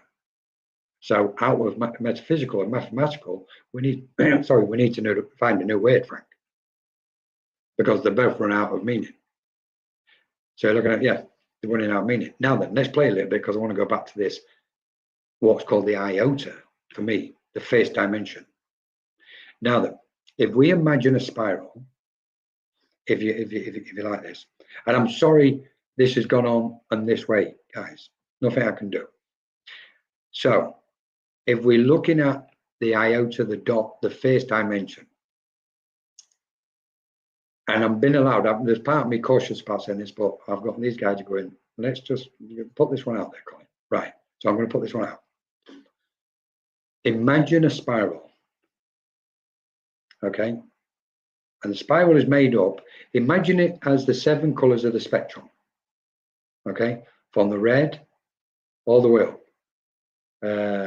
orange, yellow, green, blue, indigo, etc. Okay, there, blue. So, and as we go up the spiral, we ascend, but we expand at the same time. So that's what we're doing. Our consciousness is doing that all the time. And it's going up and coming down. It's going up and it's coming down, depending on what experience we're experiencing in any moment. Okay. So when we look at the spiral, then we can say, okay, we put the spectrum to it, the colors. We can bring chakras in, but let's put the spectrum in the colors, and we go, right. So the first dimension has got to be the red one, the base, what we call the base. Second one has got to be the second dimension. So these are all relative to the electromagnetic spectrum, because we're seeing them as colors, but we're seeing the spiral as frequencies and vibrations. So we know as we ascend, we expand. Okay. But the first dimension at its center point is there in the V. That one single spot at the very bottom of the spiral. And we can say that is the first dimension. There, because it's a single dot. That means that energy is at its most densest. That's when it's got its most mass and density. Okay, and that's why when we get close to it, when our mind goes down, we become heavy and dense. That's because the frequency of our consciousness has come down the spiral. Sorry.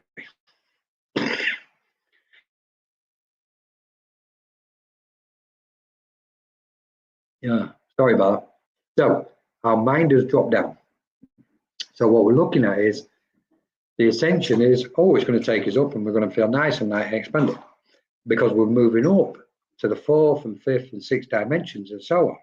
We start going to what we refer to as the spiritual planes, the ethereal planes, the astral planes, and so on, into the light, and so on. So that what you've referred to, Frank, is as the first dimension, is the dot itself, is the most dense form of where there's less light. It's the darkest place. Okay. Now then, the original question, when did it start?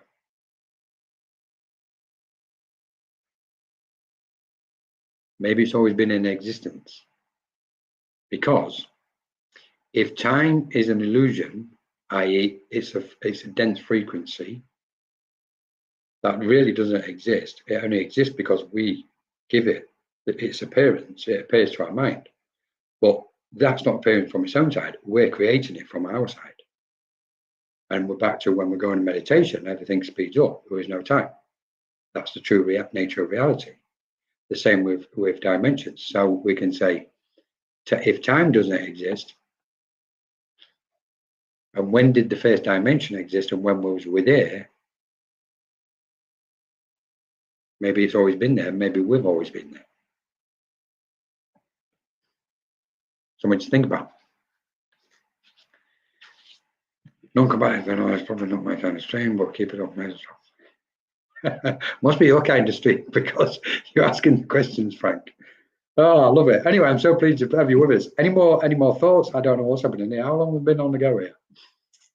Hour and 40 minutes, by the way. Spiritual words so much easier than it is on the airplane. Years ago, there was not many mediums.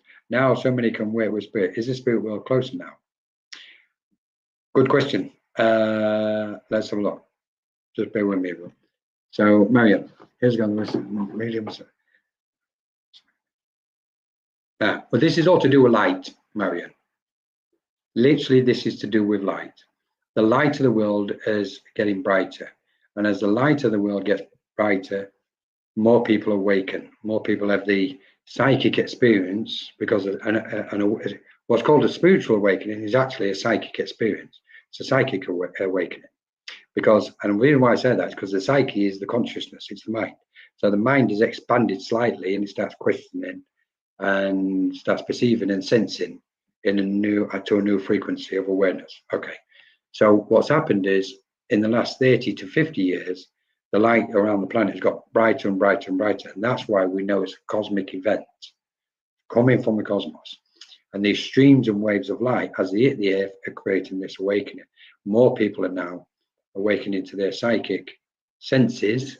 Well, we've always had the psychic senses. That's why we've always had a gut feeling. But those psychic senses are becoming more sharper and refined. And from the psychic senses, then we start stepping into the frequency of the spirit world and communicating with spirit. No medium can communicate with spirit without using the psyche. Not one. Otherwise, they won't have a mind. Okay? So we've got to accept that simple basic fact that every medium works in a psychic capacity because it's through the consciousness, it's through the mind, and the mind is the psyche, so to speak. So that's why we're seeing so many people doing readings and opening up and etc., doing all this beautiful, beautiful stuff. Okay, and when we say is the spirit world closer now, that's a good point and a good question. I would say no. I would say what's happening is we have landed on the planet in this body. Our consciousness has expanded to a point. The spirit world has always been present wherever that is, in whichever realm or direction or area or plane of existence in the vastness of the cosmos and beyond. It's just humanity is waking up, expanding their consciousness into the vibrations which more closely match the frequencies of the spirit world. So it makes the communion and connection between the two, what we call the two worlds, easier now than what it's ever been. And once humanity is waking up as a collective, and further still, I mean, the magic's just going to keep happening and happening and happening. We can say if a mind can attain a certain degree of awareness, expansion, then while it's in the body, clearly that mind will see spirit at all times walking amongst them. So it all depends on the expanse of consciousness, Marian. That's why we can say, what's the difference between mediums and psychics? Why can one do this? Why can the other do that? Why it's all to do with the expanse of that consciousness, that individual consciousness. And in that, when we look at the rings of consciousness, we've got facets, we've got sections in the rings of consciousness, and they've got sections in. So we've got layers and planes, and then we've got facets and aspects within all of them. So mediums, if we say mediums, including psychics in that, trance mediums, etc., they've expanded to a certain point, and they're working. Their mind is managing to connect to the frequencies of a certain section of their consciousness in order then to attune with a certain section of the spirit planes. Okay. So I hope that helps. Brilliant stuff. This is just a grand cycle. Melissa, do we just ascend to the top of the spiral and then go back and do it all again? Well, if you're stupid like me, Melissa, yeah. You go flying off like Buzz Lightyear and you hit some kind of, I don't know, like some kind of invisible dome, like some people think is around the earth. It hit the dome and come bouncing all the way back down and land on you again. So just kidding, obviously. I would say, oh, people are going to love me for this. I would say, no, there's no such thing as a cycle. And I'm really so pleased you've asked this question because it just gave me the opportunity to say this. Everything is in spiral form. We are spirals of truth. The chakras are spirals. Our energies and particles of atoms are all spirals. Okay? In the grand scheme of everything, it's a spiral of existence. Okay? Obviously, we can say there's cycles because it's a circle, but circle, squares, oblong, all these different shapes. But for me, everything is spiral energy. Spiral energy. We're a vortex. We're just a swirling mass of wonderful light, and it whips up a vortex like a tornado, and that's who we are. And our consciousness rides the spiral of truth. And every time the consciousness moves to a certain frequency on that spiral, we sense a different frequency of truth, what's on that spiral. So, and that's why for most people we can say, in effect, we almost don't evolve. What we're doing is, and the reason why people change the truth is, it's not that because they've changed the truth from one day to the next, it's because their consciousness have moved to a different position or location on the spiral of their truth. And therefore the new truth, what they're reflecting, is coming from the frequency, which is what they're locked into or tuned to in that moment, specific moment. And then the next day or the next moment, they'll move it somewhere else on the spiral. So interesting stuff. I think we're almost, I don't even know what time it is. Where are we? It's nearly 10 o'clock, so it's nearly 9 o'clock over in the UK. Debbie, lovely to see you, Debbie. Debbie Romero. Yes, thanks for joining us. So, everybody, Debbie Romero, she's over in America. Check her out. Medium, etc. Lynn Boyd, one thing. I'd say advanced. Good evening. Hi, Michael. Lovely to see you. Thanks for joining us. So we're going to carry on because I'm just kind of getting warmed up now, and some of you guys are going, "What? Are you kidding me? Oh, I've had enough. I'm off."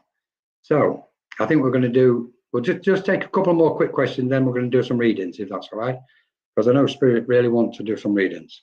So have we covered most of the questions? Oh, I don't want to know. I've just got you live, loving it. Yes. Thank you, Debbie. I hope everybody's managed to stay with us. I hope you've been enjoying it. Let's just fire away, see what we've got here. I'm just checking some of the. Oh, I like that one, Marion. My past rubbish was my darkness. My present and future is the light times. Correct. Correct.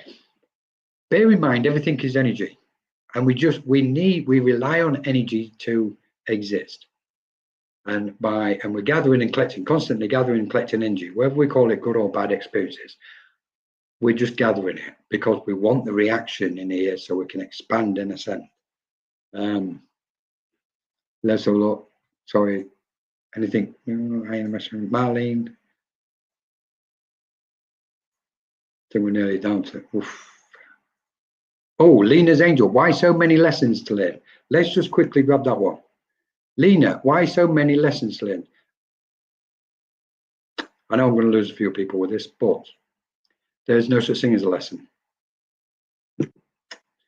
Sorry to disappoint those who like the lessons, but there is no such thing as lessons. Everything will.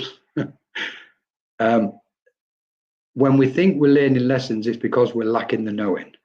And I don't mean lacking it disrespectfully. I mean knowing is not present. When the knowing is in, there's no learning, there's no lesson. We're knowing beings. So in this process of transformation what's taking place, we're starting to tap into the frequencies of knowing within us. And then the lessons will go, oh, okay, well, no, I know this is correct. Where's the lesson in that? So, but at the minute, I get what you're saying, Lena. I would say lessons rather than say why so many lessons. I would just go, my view and perception is, okay, karma is ripened for me to deal with this particular experience. Okay, I think when we use lessons, we're actually treating ourselves as infants and diminishing the vastness and the greatness, cautiously, of our own light. And I'm not saying, we are great light, but we are. That's why, when people take to us or not, it's the light. So as regarding lessons, yeah, it's just karma ripening for all of us. And we can go, yes, I need to learn this. I'm so glad you said this, Colin. This is a whole new topic.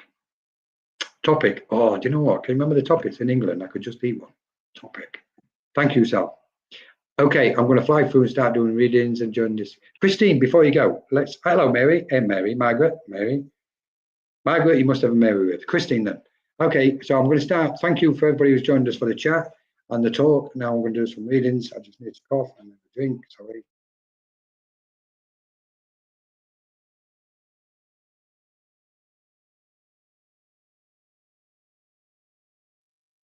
So, Christine, if you'll stay with us for a few minutes, because I've got a gentleman here.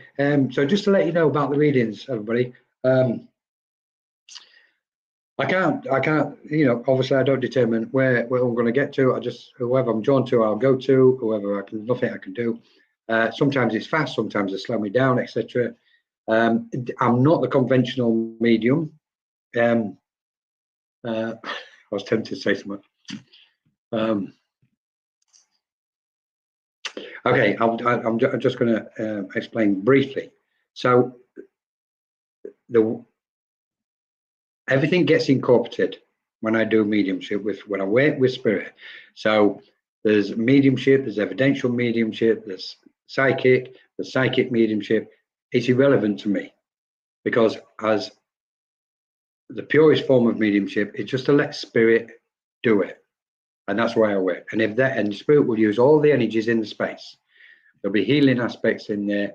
There'll be joy. There might be some sadness, etc. It's spirit. When spirit lead, and we don't need all these names and descriptions and all that. Like, it's got to be evidential. It's got to be this. It's got to be this. It's got to no.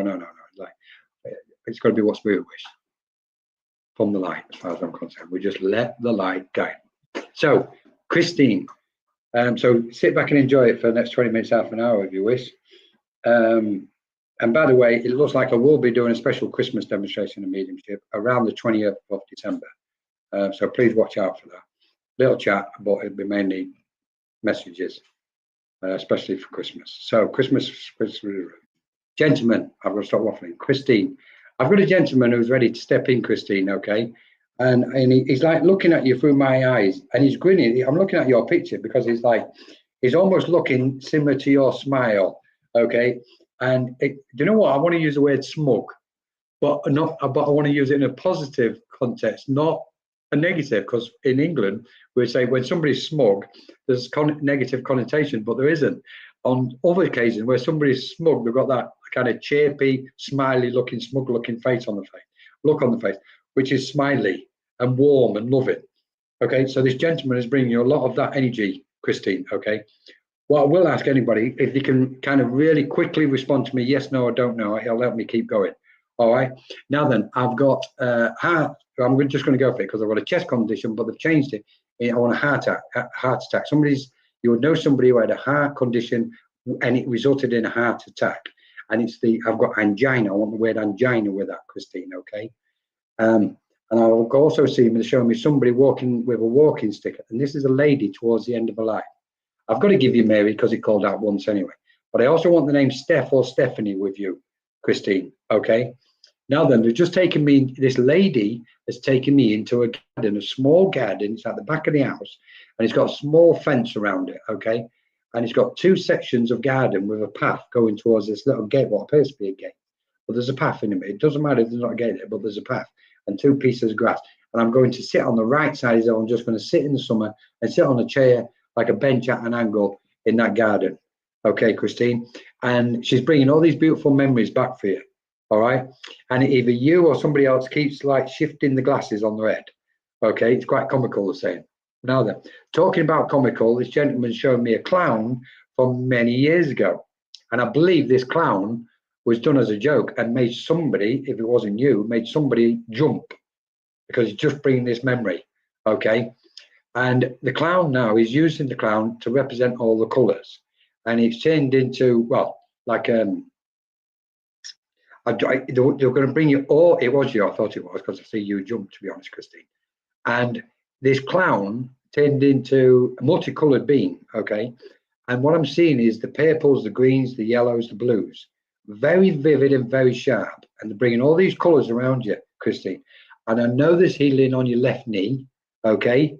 And just above it, and because I've got my hand on it and I want to rub it, and he's laughing his head off, this gentleman is. I want the name Barry, okay? That can be anywhere. If I get names, just put them where they are. If you can't, doesn't matter, bin them. But I don't chase spirit and go back for stuff. I also want, as if I got somebody's placed a pencil or pen. What? No, they've placed what looks like a pencil in my hand, but I think it's a thin pen.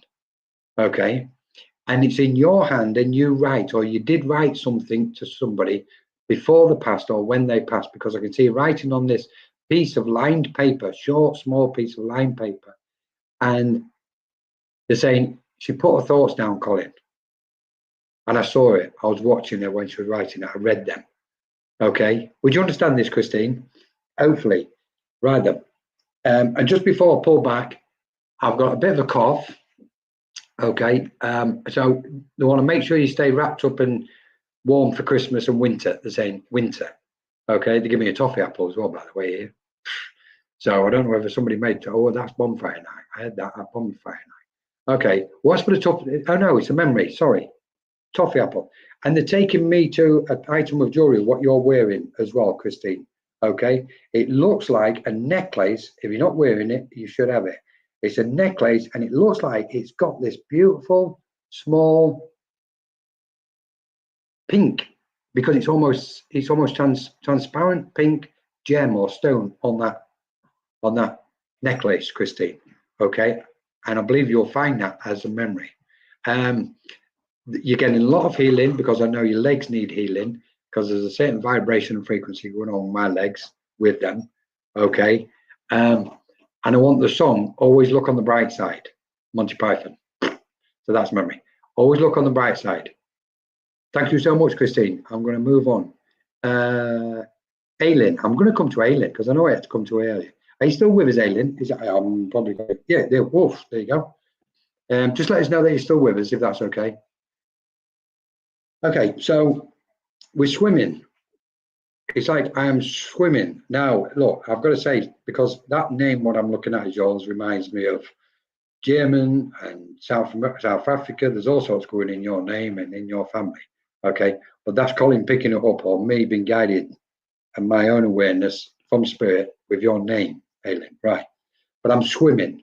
I want memories of swimming when you was a child, okay, when you was younger. And it's like, and now we're swimming in this vast ocean of energy. Okay.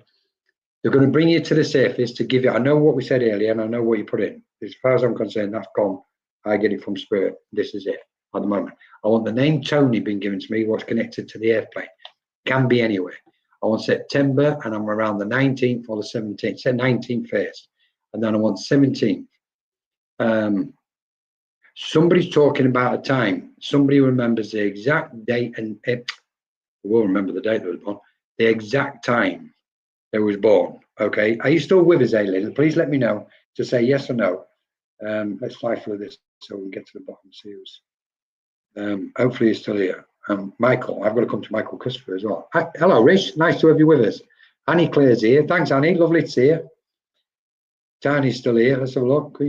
Sorry. Let's have a look. Right. Oof. I don't know whether. Can you just respond to us, Aileen, if he's still here? If not, I'm going to have to move on. Let's have a look. Tiny's here. Come on then, let's go to Tiny.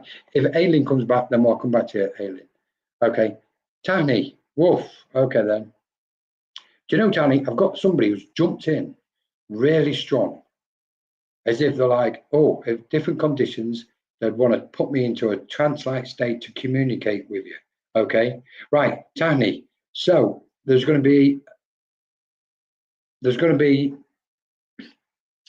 spirit. I'm going to find a way, an opportunity, okay, of getting in somebody, a medium or channel. Let's just call them a channel here. They're going to find a way of getting into a channel where they can really come through as powerful as they possibly can to communicate and talk with you. Whether it's in person or online, I honestly don't know, but they're determined to do it. Said, Colin, we're going to do it. Tell her to watch out for it. And it's funny, we shouldn't have any expectations, but they've just gone, tell her to expect it, because I am going to get in somebody, okay, in a nice way, not in a negative way, because there'll be a vessel what will always be open for this sort of stuff if the circumstances are correct. Okay, it's really important, Tanya, that you enjoy Christmas. This is going to be the last thing you're going to want to do. they're saying you've got to enjoy Christmas. Okay, 100%. This is so important, because if you enjoy Christmas, then you're over the hill, they're saying. Because at the minute, it feels like climbing a hill, and you're trying to be as positive and as light and smiley face as you possibly can. But the Spirit's saying, we know it's a bit of a mask, or more than that, okay? But we're trying to get her over the hill, okay?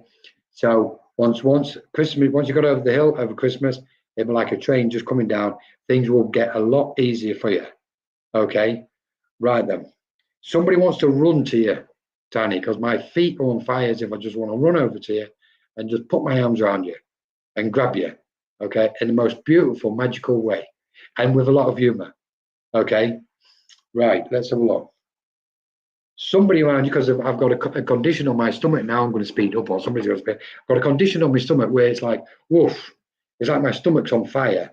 Okay, one, it's energy, and the other one, there's kind of like nauseous feeling. Okay, so I know somebody had this nauseous feeling before the past. Okay, I've got a gentleman here what's saying thank you, because they was looking at you as you was looking at them before they passed, just in that moment, I feel. Okay. In fact, it's going, no, come on, Colin, say it as it is. Right. So I believe there was a person who passed the Spirit who you went to see, possibly in the chapel of rest. Okay. And as you was watching them, they're telling me they was actually there watching you. Okay. So you was watching the body, but their soul, the consciousness, their light was standing watching you, Tani. Okay. And with that, they've just stepped forward and put their light around you. Okay, absolutely beautiful, because I can hear a conversation going, I'm sure he was there. I know he was there.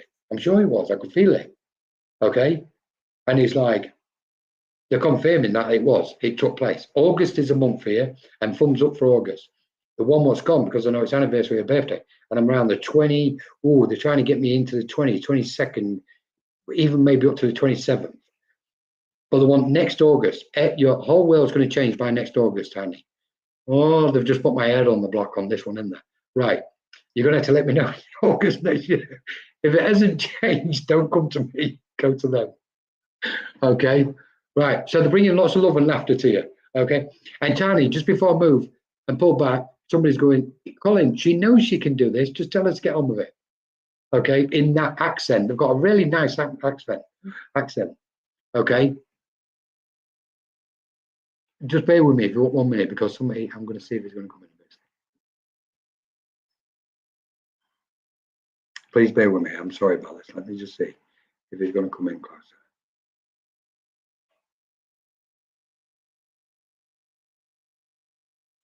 I love you. And he wants to say, I love you with another word on it. I love you. And you know I do. And I couldn't say it before I went because it was too late. But I love you. And he's scratching his face here for some reason. And he went, don't ever think I'm away or going. And he's just throwing a boomerang at you. And I'm seeing a boomerang go there and come back. And I've got to leave that. He's pulled back. He's gone, that's all I wanted to say. I wish I had that confidence. You can have it. You can get it, Tani. Right. Okay. Debbie, I'm going to come to Debbie, where are we? Debbie Romero. Hi, Debbie. You're still with us, hopefully. So, Debbie, you know, I've got a smoker here, Debbie. I feel like I want a cigarette. I can't smoke while I'm doing this. Oh, Tani, thank you so much. Not thank you for being in tears. Well, yeah, maybe. Tani, no, I'm not the best. There's a lot more, trust me, there's a lot more better out there. So beautiful, Tani. She is, absolutely. Debbie, are you still with us? I think she's still with us. Yes, no, don't know if she knows she's here. Hopefully. Anyway, smoking. Debbie, I want a smoker, what used to be a smoker and stopped around you. Okay. There you go. So cute. She's here. And they're coming here. Now, I do know what I have got. And it's funny because I can see her face as lit up as clear as anything. So, and naturally, she's going to be here. And you know who this lady is, Debbie. You know you're not going to avoid your mum coming through because she's here. Right. Now then, she's taken hold of your hand and she's guiding you, because she's saying to me, Colin, she's got a lot of stuff going on up here, this way, that way, this way, this way, that. Like we do, you know, this is the time we're all going to have a lot of stuff going on. And she's going, but we're guiding it. I've taken her hand because I want to take her in a certain direction. But she's almost joking. She's going, but I've got to pull her in a certain direction a little bit, because she's a little bit resistant to go in the direction we want her to go. Not that you're not resisting spirit, because you're one of the last people resist spirit, but this particular direction. So there's a lot of questioning going on around you at the minute, Debbie. Now that I want to start coughing heavily though. Oh, I'm so sorry. Somebody's come in and I've got two things. So I had quite a difficult congested chest and throat area before I passed. And also I want somebody who I'm sorry, this is going to sound coarse. It's like onions, you know, the certain food what repeats itself on your chest. So this is horrible, but I've got to say it. It's like I'm sensing somebody on the airplane keeps the food keeps repeating themselves at the minute, and I want to clear everything. Okay, right. So that's a condition with somebody on the airplane, Debbie. But also what they're saying is she's clearing Colin from her heart to her throat and then it's going to be to the third eye because it's going upwards. Okay, so I know you're strongly aware of energy coming up. Okay, and the communication and the expressiveness, the saying, is going to be becoming very clear and booming. Okay, and they're saying she's on a bit of a mission at the minute, Colin, and we love it because her energy is changing. All field of energy or aura is changing, and she knows it is, and she's feeling it. Okay, I've got a really beautiful feeling about this, Debbie. Okay, I want Costa Rica or somewhere near the Bahamas or because I'm the south of Florida and I'm on them islands, like the Caribbean islands. I'm going there for some reason. Okay, I don't know whether anybody around you have got something planned. Oh, hang on. Somebody's been talking about a cruise because he's putting a cruise in my head, and to be honest, all of a sudden they've just stopped me and gone Cancun. So I don't know whether this has been coming up. Well, it has. It must have been. Okay. And I've got shaking hands, Debbie. So I know there's a lady in spirit whose hands was very fragile and shaking towards the end. Okay. And she's going, just let me talk to her for 1 minute, Colin. Just let me talk to her. Okay. Right. You're okay. This is why she got hold of your hand as well, then, Debbie, because she's transferring energy through and love. Okay. That's why your auric feels changing. Right. But her hands were shaking or are shaking and she wants to talk to you for a minute. She's trying to slow my energies down so I can look at you and speak to you. Okay. And she's saying, but don't worry, it will clear and you will come back with twice the energy you went in with. Okay, we're going to clear. And she say, main thing is we don't want her to worry, Colin, because it can clear, it can be sorted out. Okay, and I'm seeing you rise up and standing on your feet. Okay, and as I'm doing that, I'm tingling all over my body. This is you. You're going to be, I'm going to say this. She's saying she's going to feel so much more sensitive, Colin, when she comes out of this change. Okay, and I've got to give you the catalyst, the cocoon. Yeah, the catalyst to the butterfly. Okay, syndrome. It's more than that. We know it is, but she's using it just to get it across. Okay, and art, the picture. Hold my picture. Tell her, hold my picture, Colin. Hold my picture to her heart. Okay, and it will bring her a lot of warmth and love. Okay, and she's putting her hands together, so I know she was deeply, deeply thankful to God in her way. Like, she's so appreciative, Debbie. And she's saying, and we're saying prayers for her at the minute for a speedy recovery. Okay.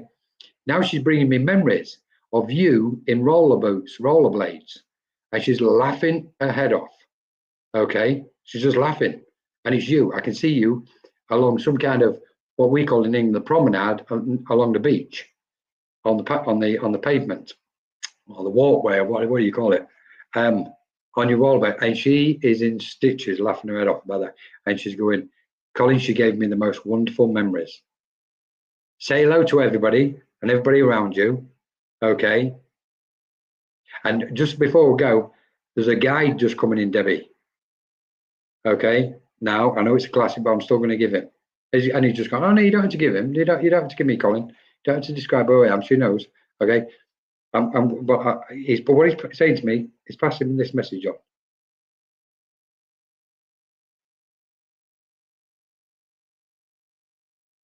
Weakness is still a strength until strength overrides weakness, and neither of them are present. Only the light. And in that light is where you'll find me. And he's just stepped back, and they've all stepped back. I already know you're very sensitive, Debbie. I think you're going to get tuned up even more, to be honest. I'm going to leave it at that. Thank you so much. Oh, that was interesting what he's just done with me.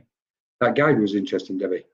I've got to come to Michael. Michael, where's Michael? I know hopefully he's still with us. Michael Christopher. Please let us know if you're still with us, and then I can come to you. How long we've got? We've got about another 10, 15 minutes, and that's it. We'll join to a close if that's okay.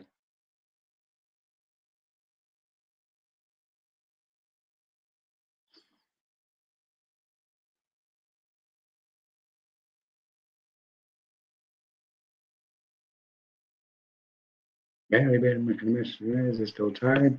Mary, Marion.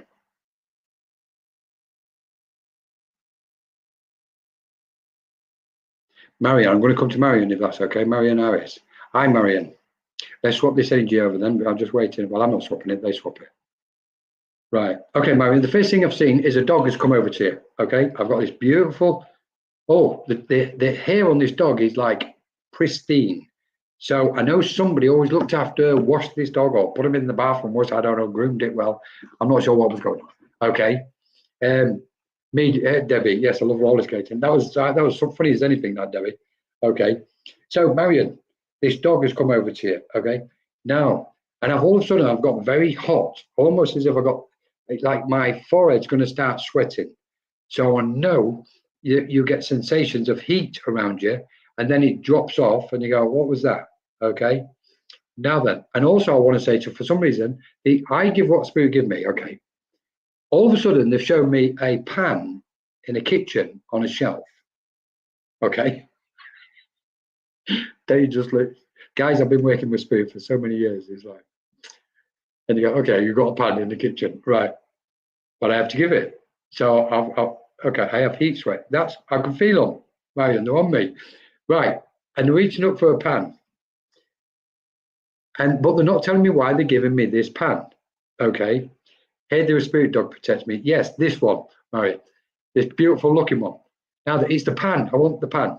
So, bear with me because let's find out how they're instead of messing about.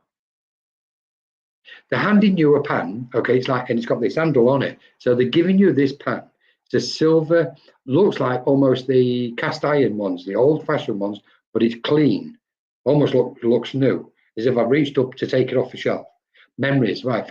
So there was memories going back for you, Marion, where I believe, and I'm going to say your grandmother in her home would have put pans up on the side, not in the cupboard below. There were certain pans in somebody's kitchen, I believe your grandmother's. If it's not your grandmother's, I've got it wrong. But somebody's kitchen had pans on shelves, okay? And they're talking about memories because whose ever house that was is the person who's here. Now then, clearly I've got a gentleman who stepped forward because he's making sure I don't, mess about here. And he's going, Colin, right, I've got to give you the month of June, okay? As a birthday.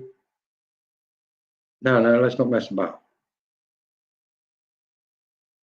Okay, I want June as a birthday, Marion, but I also believe June as a passing. That's the one I want. Grandmother and family cook when I was little. June is my birthday. Right, that's the first one. I also want somebody, because they're trying to give me somebody's passing. I want a passing in October, Marion. They've just took me straight into October. And I want 2 dates. I want the 10th. If it's not, I'm just going to give you 2 dates. If it's not October, place somewhere to go. I want the 10th because I saw it clearly, and the 4th. And the 4th is quite significant, they're telling me, because I can do holding it in the space. And they're going, Colin, 4th, tell her about the 4th. She'll know about the 4th. Okay. And all of a sudden, they whip my mind back, and I want January. So I know there's some kind of special anniversary or something in January for you, Marion. Okay. They're trying to zip me through these months. October, when was that? Thank you. Okay, because there was they clearly said October about something quite special. Now then, they've just told me you've had specific experience of spirit, Marion. Okay. Now that's too loose and you know, whatever. So they're going to show me a little bit more. Right. So I'm going to describe what I'm seeing. So I'm in a dream state. I'm in bed. I'm in a dream state, and I can. You also get smells around you because January is your mum's birthday. Thank you. So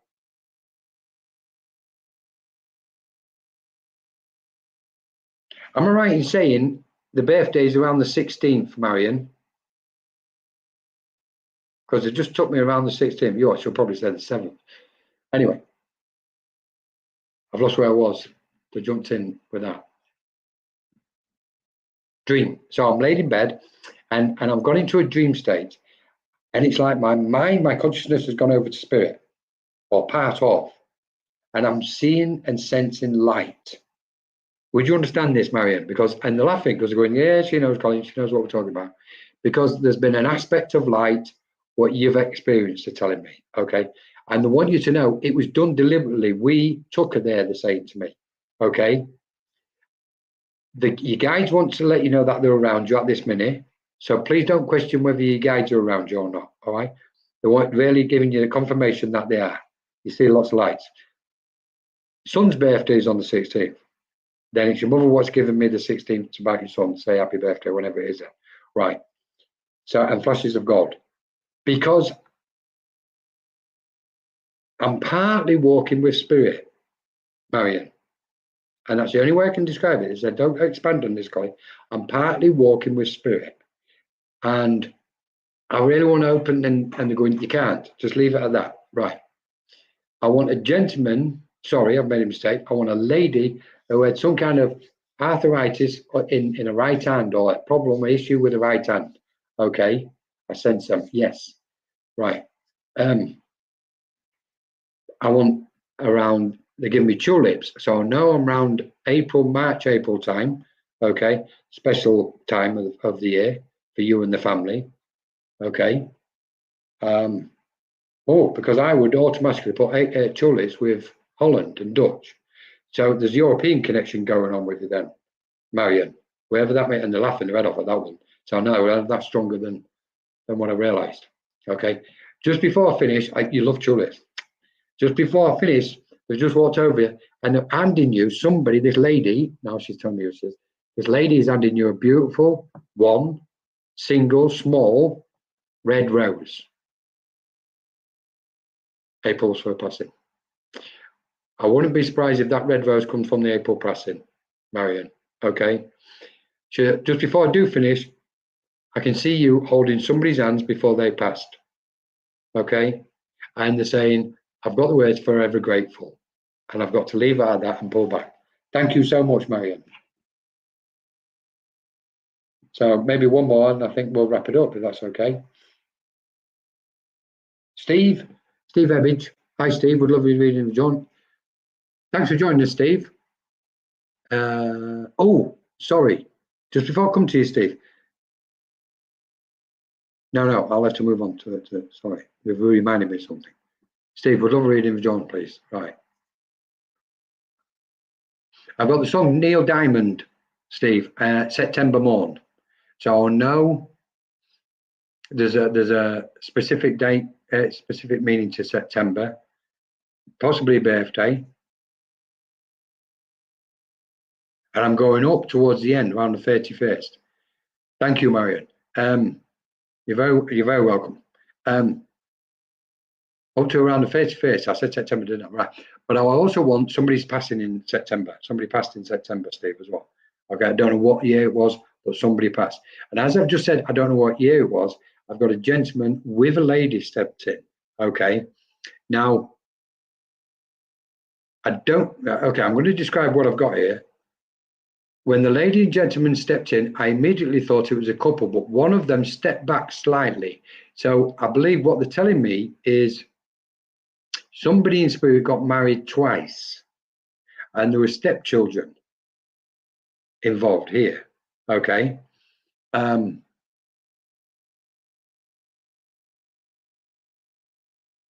I also want to say to you, this is nice. I also want to say, Steve, you're quite aware of spirit because you feel spirit coming around, touch your head and your ear. Okay. And you can feel sometimes when you're speaking, it's like your voice is going to turn into somebody else's voice. Okay.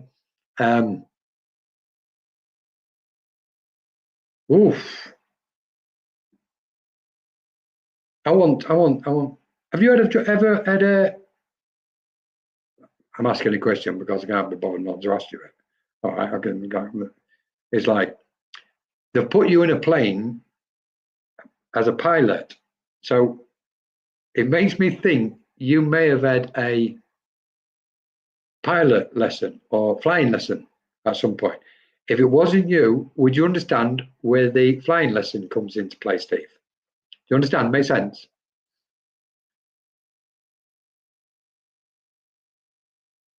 Oh, Mary, September is my mum and uncle's birthdays. Steve, are you still here?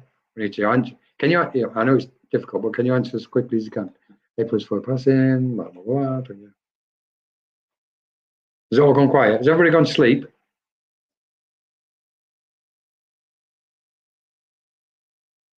Okay, I'm really sorry then because I don't want to go on if I can't get that response.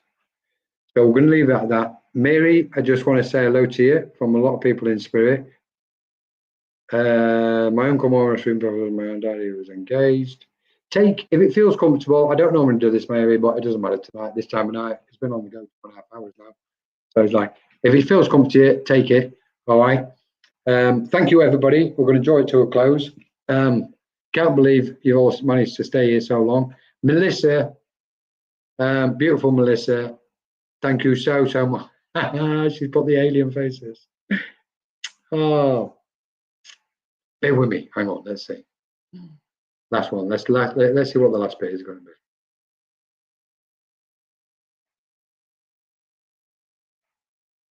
Okay, Melissa, I've waited to see what Spirit wanted to do.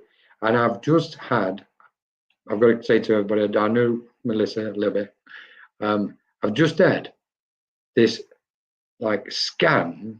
It's like a beam of light. Do you know what? Is it, you know the swords from Star Wars? It's like a beam, somebody's holding, standing next to me here, and this beam of light stretches out. And they've just sent that beam of light straight from my body. As if the light has scanned my body, and I've got a certain sensation with it, like zzz. Okay, and this is what they've just done to you, Melissa.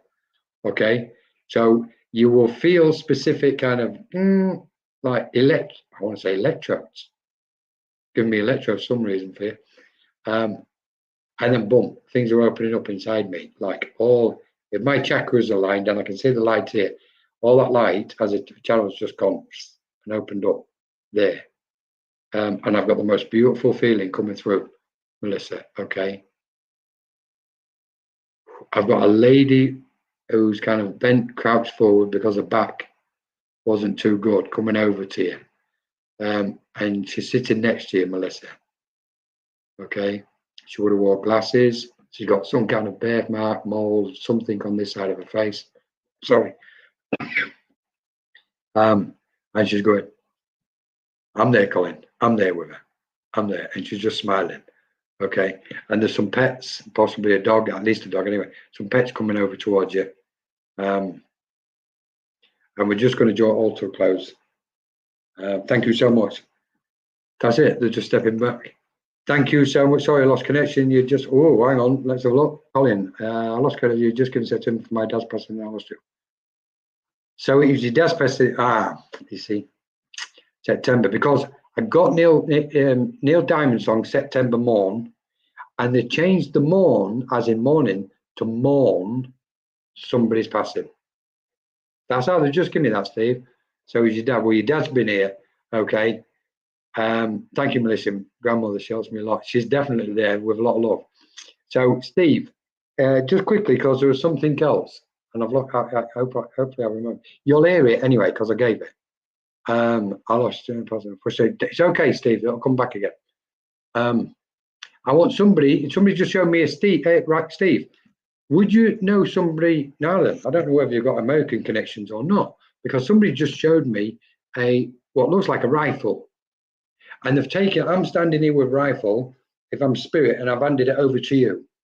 So I should imagine this took place many years ago. Maybe you practiced how to manage firearms or something of that nature. I'm not sure what it belongs to. That's what it appears to me as.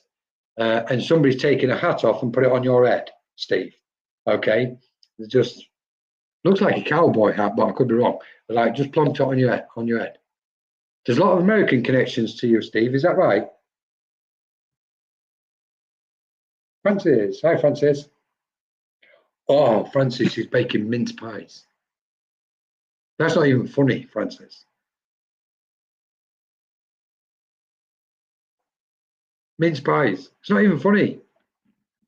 Steve, have you got American connections? Steve Ebbage. I've got the taste of mince pies. And Melissa, lots of smells coming around you, by the way. My dad was in the army. That's what I wanted, Steve. Because he's taken whatever, for me it looked like a rifle, and he's put it in your hand, and then he's put his hat on your head. That's why I was cautious. So there's no American connections. Right. That's okay, Steve. That's why, because it was or it wasn't. Oh, my dad was well, Steve, he's coming over and he's shaking your hand. He is shaking your hand tonight. All right? And he's saying, well done. Not in a patronizing way or an embarrassing way. He's saying, well done. And he went, Colin, he could write a book on what he's been through. Okay? And he keeps going, he keeps holding his own. All right? And he's like, and he's pulling you forward. He's like, invite you. He's going, pull him forward. He said, he wants you to step forward, Steve. Keep stepping forward.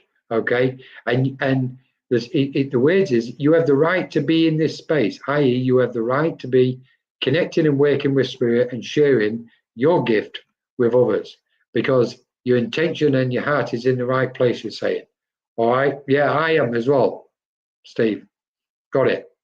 And he's going, come on, tell him to come forward, Colin. All right? And he's just put his arm around you. Now, you ain't got a picture up there, but somebody's got a bald head or lacking a lot of hair on the head. Okay, and he's laughing. He's getting me to laugh my head off, and he's going, "Don't laugh." And he's like, "Well, it's you what's making me laugh." Right then, all the best, Steve. Steve, was your dad's name Steve as well? Steve. Why is he just give me Steve twice? Why is he giving me his name? If he isn't Steve, then he's talking about your middle name. He's laughing over something because he said you can't see his full name here, Colin. All right, and your guides are around you as well, Steve. All right, chuck them cards out. Start playing with them cards. Okay. Well, what's for the name Steve? You must know something. Chuck these cards. I don't know. I've got memories of playing cards, and I've also got like tarot, oracle cards. And he's going, tell him respectfully, practice, but just use them as a springboard, okay? And with that, I've got to go. Marlis, I'm sorry for those what's just joined us. Marius Lanty. I'll save you some. Yes, Francis, but not even funny. Hey, you're just not funny. Thank you, Steve. Playing cards, because he's got that's all I could see was these cards. And first off, he said playing cards, and the next to give me for you to start using cards. Not that you need cards, you can work with Spirit without them. And for anybody still here, Francis thinks he's so funny about the mince pies, which is not. And I'm not in England, so I can't get my hands on mince pies, which are my favourites at Christmas. Mince pies, and they'll be ready. Well, they'll be kind of. Maria. Thank you, Maria. Maria, you know what? You have to be careful with me because I can go on all night. Marie, I've got Spirit here just saying to you, tell her the answer is yes. Maria, the answer is yes. You're on a quest, Maria, okay? And Spirit are just saying yes. Philosophy, Rish, why didn't you tell me you was here still? We could have got somebody through for you. Somebody would have stepped through. Thank you, everybody. Got to leave. Rish, lots of love. Just before we go, guys, and this one's for Rish as well. We're still working on all the information about our Egypt event in April 2026.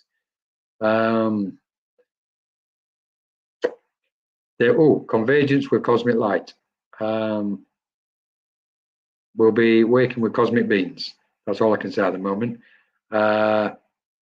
Rish, lovely to have you with us. Margaret, thanks for joining us. Hopefully we'll see everybody soon, very soon. We've got trance courses, mediumship courses, all sorts. Demonstration of mediumship, an event maybe on the 20th of December. Next Sunday we've got chat with Lizzie, and we've also got a chat the following Friday with Tony who's in Luxor in Egypt. Looking forward to that, both of them. So from Spirit, everybody, thank you so very much, and hopefully see you very soon.